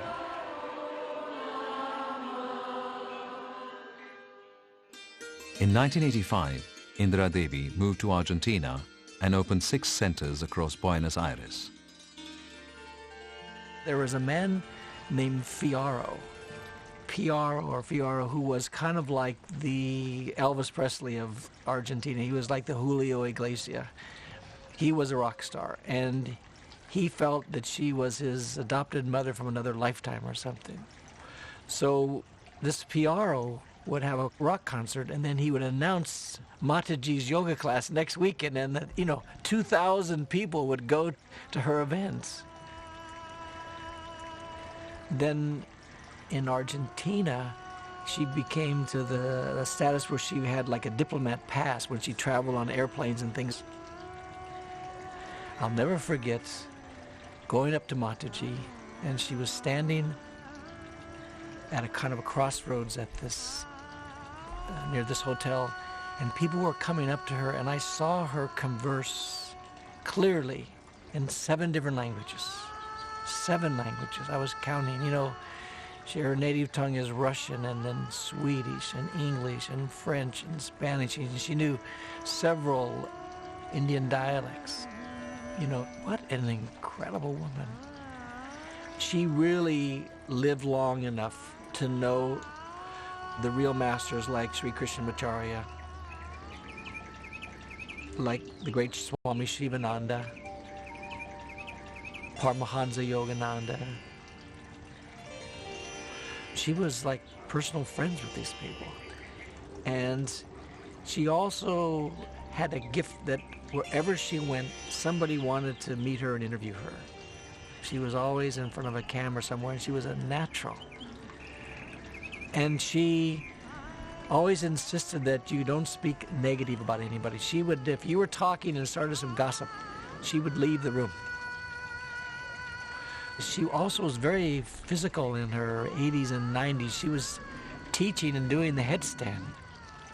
She could go into a room and take somebody who was a novice and show them the headstand over in the corner, and she was great at doing that.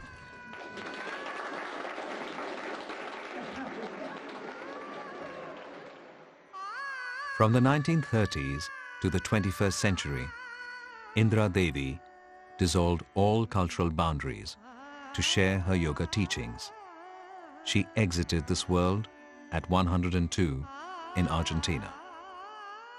It was my great luck and privilege to be able to spread yoga the way I was taught by Sri Krishnamacharya.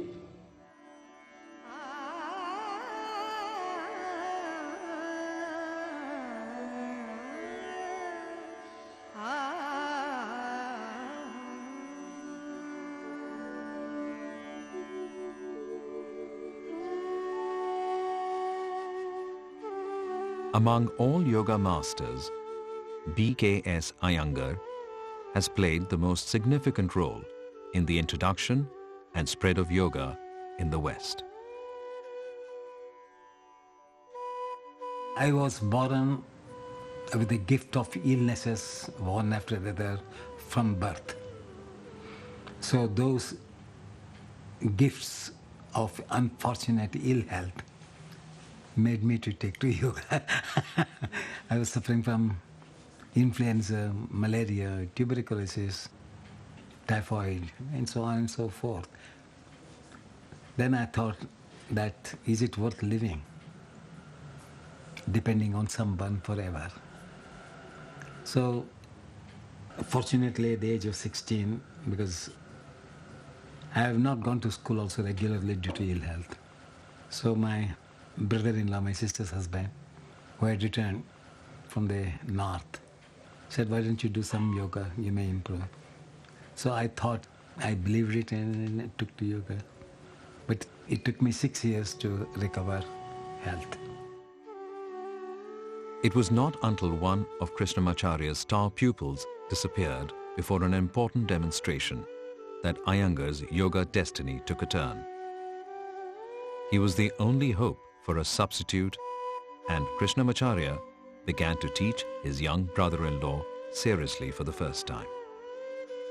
I toured with him in '36 to the northern part of Karnataka, where one of the civil surgeons called Dr. V.B. Gokhale saw my demonstration and was very much impressed and invited me to Pune. So I came in 1937 to Pune, and I had to work from the scratch on my own because the responsibility was too high.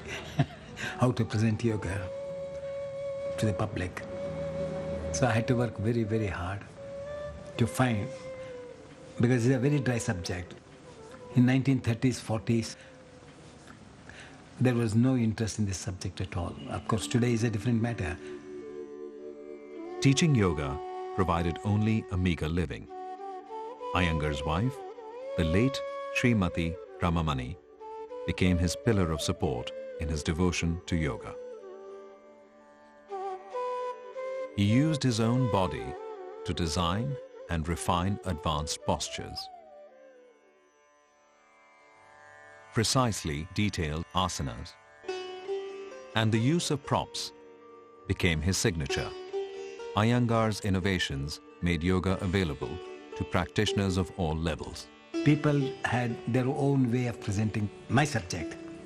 So when I looked at the poses in my early days, they speak of Shirshasana, they speak of Sarvangasana or Halasana. They say the legs should be straight, the legs will not be straight. In Shirshasana, the legs will be perpendicular, it will be swinging to this side or that side. Then I thought, what is this? They write one thing and they don't even observe in the illustrations what they have said has come or not.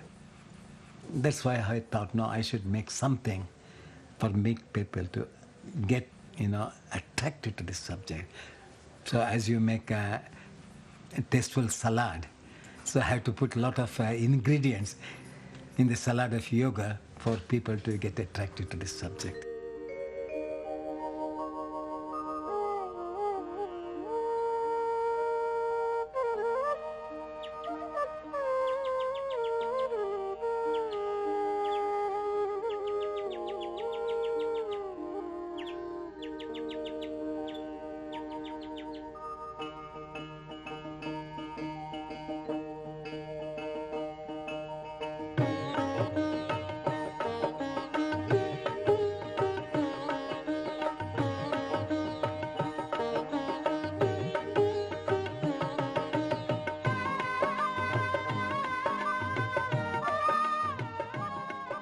Over time, Iyengar created postures to heal ailments as part of therapeutic programs.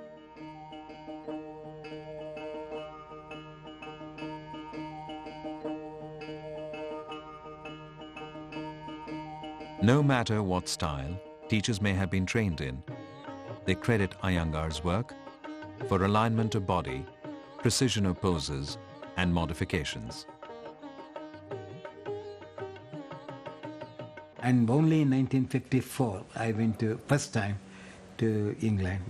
And of course, due to the influence of Yogi Minion, because I was teaching him, and lots of creamy intellectual people were admiring that when he is doing, there must be something in it.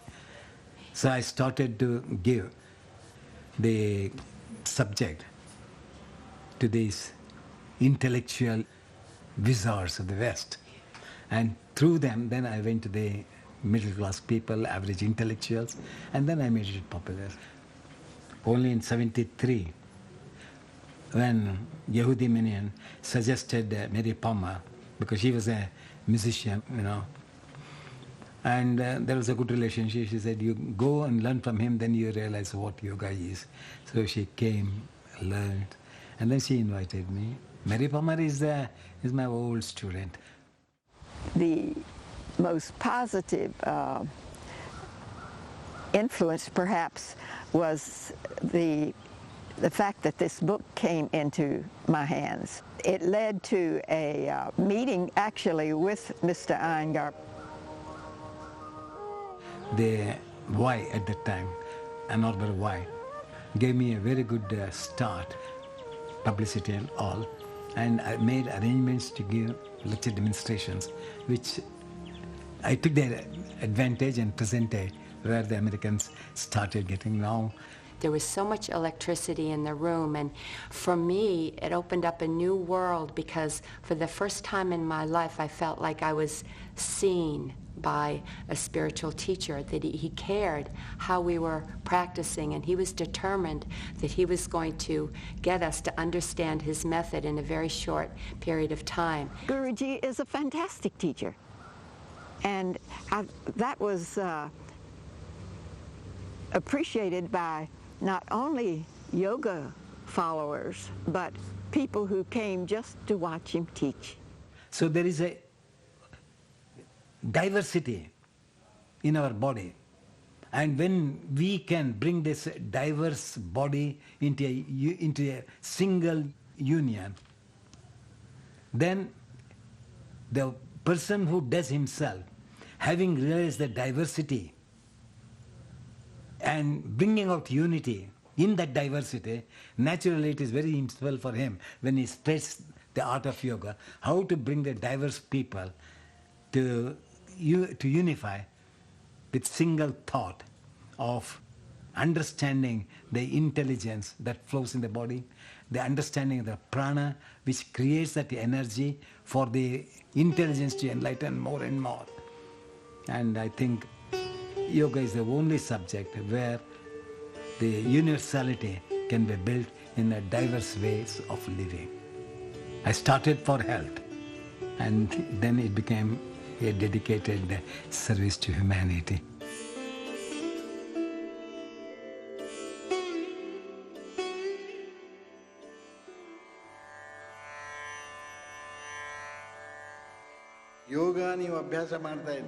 If you practice yoga diligently, you can live a healthy, long life, even 100, 150 years old.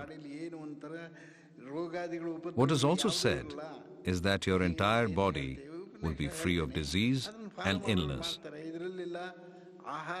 Following a regulated and proper diet and environment will also help in longevity of life.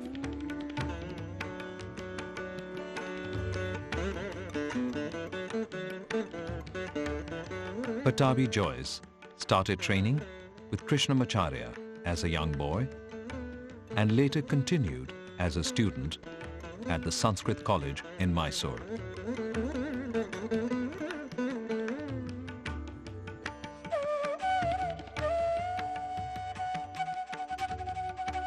Here also is me, Krishnamacharya, my guru.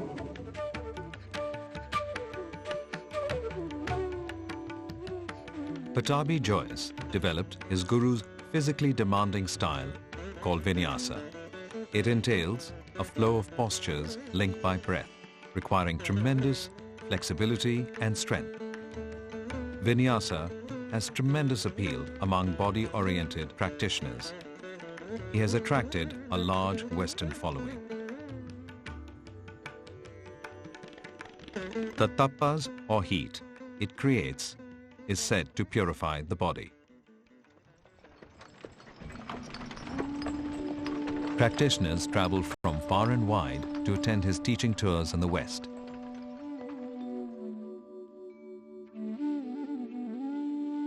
Patabi Joyce still teaches yoga at his center in Mysore.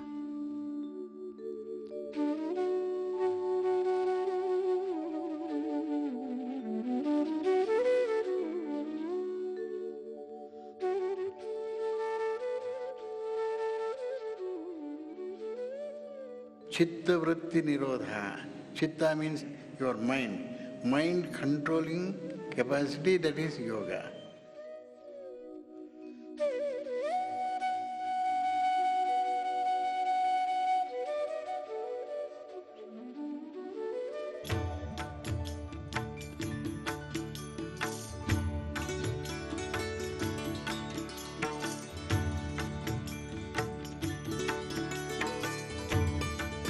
T.K.V. Desikachar is Krishnamacharya's son and disciple. Although his serious study of yoga blossomed late in life, Desikachar has gathered a strong following across the world. When I was young, I was not interested in his work, his teaching, though he was very well known in Mysore because he was the teacher to the king of Mysore those days. But I had no interest. My interest was in studies. Krishnamacharya, through his son Desikachar, and actually both of them really influenced me. I was heavily influenced by their teaching and so inspired by the fact that they would always continue to adapt and adjust to the people, the culture. After training extensively with Krishnamacharya, Desikachar developed an individualized approach to the teaching of yoga. He has explored the spiritual dimensions of yoga extensively. Vedic chanting and precise breathwork are essential components of Desikachar's yoga center. Krishnamacharya Yoga Mandiram was born in 1976 as an offering to my grandfather by my father. The KYM, as it is known, is a non-profit organization where the objective is to share the teachings of T. Krishnamacharya and transmit it through whatever means it is, whether it is teaching or publications or our work with people who are socially or economically underprivileged. Whatever means there is, through that means we share the teachings of Krishnamacharya. So often our teacher and founder Desikachar says, what works here is faith, relationship and practice. The faith that this yoga will do good for me, and the relationship with the teacher that I have, and finally, importantly, practice. Every day they practice. The focus in yoga, whether it is asana or pranayama or attitude or meditation, is to serve the society. It is not to promote a system or a style. If the style harms the person, it is not good. So all the teachings have to be done to respect the person who is coming to receive something. It is not the opposite, where the person is coming to contribute to the style. You know, it is very sad, the style has become more important than the individual. We should never forget what Patanjali has said. Teach according to the strength, the resources and weakness of the individual. Tasya bhumishu viniyogaha. You must apply this great teaching according to the ability, the possibility, the need, the strength and weakness of the person, so that the person becomes stronger and the person will not suffer. We should never forget this in yoga.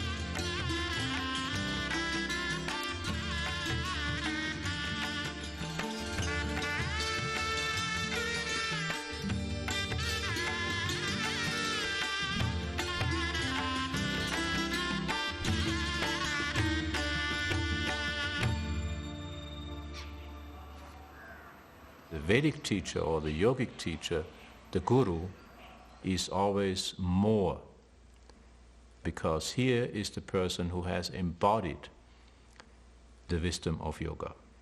And the very presence of such a person is transformative. This is the important difference. So traditional yoga requires initiation. That means the student has to be prepared, has to be ready to make a profound commitment to the yogic tradition before a teacher will share the secrets he has discovered. And here in the West, everything is thrown out, almost for free. So today we have the Vedas in paperback, the Upanishads, all these once sacred and esoteric texts and secret texts are freely available today. The wonderful news is that we can read them, but we still don't understand them. And for understanding them, we do require real practice, very likely at a higher level with the help of a teacher. There is some clay. There is a potter. And there is the potter's wheel. The three have to come together to make the pot. This is what in yoga terms they call the upadana karana, the nimitta karana, and the sahakarana. Similarly, only if the teacher, student, and the relationship come together, there can be some transformation.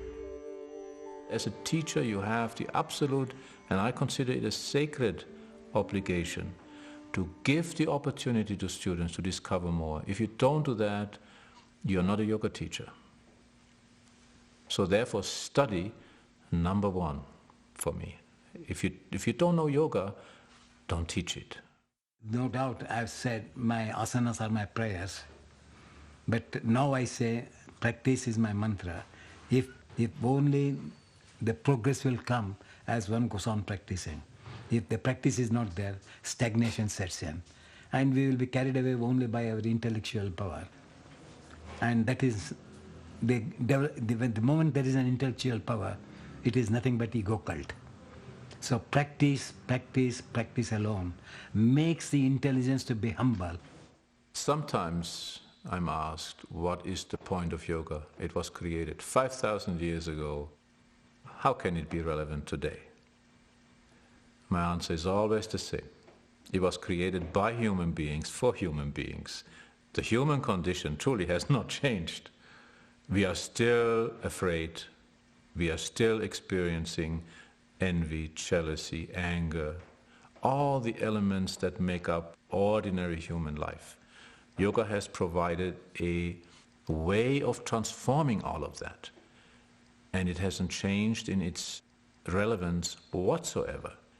If anything, I believe today we are more capable of appreciating what the sages have created, because we are more savvy about psychological stuff. Yoga deals with the human psyche very directly. All of these kinds of traditions, they go through moribund periods and then periods of revival and then periods of true renaissance. And I think what's happening is that it's the first time on the planet that all of these various streams have come together in a new way. For the first time, even within Buddhism, the Tibetans never talked to the Burmese, who never talked to the Koreans, who never talked to the Chinese. They didn't even know they existed, you know. But now everybody's teaching the Westerners, and the Westerners, of course, talk to everybody. So it means that everybody has to be in part of the conversation. And what's happening is these consciousness disciplines are actually becoming more evolved and more refined, because the Westerners aren't embarrassed to ask very, very important, stupid questions, you know? Like, what about the role of emotions? Well, in the Orient, a lot of times emotions are sort of discarded, or they're considered to be second class. We don't even talk about that stuff. But emotions are very, very important in the West.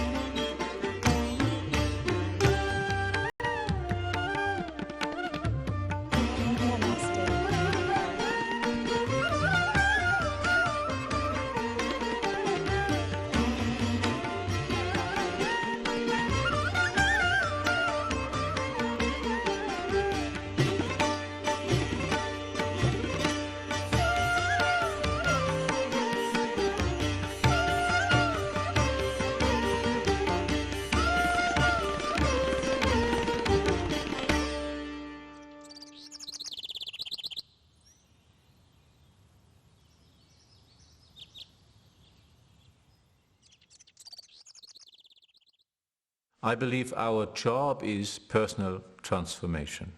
We have no real control over what is going on in the outside world. The only way we have an influence is by changing ourselves. When we are different, we become different beings. Our presence will be a force of nature almost. We certainly change our immediate environment, our family, our friends, professional connections, and hopefully the larger world. This is not the object of yoga, but it's a side effect. When we get straight, everything else gets straightened out.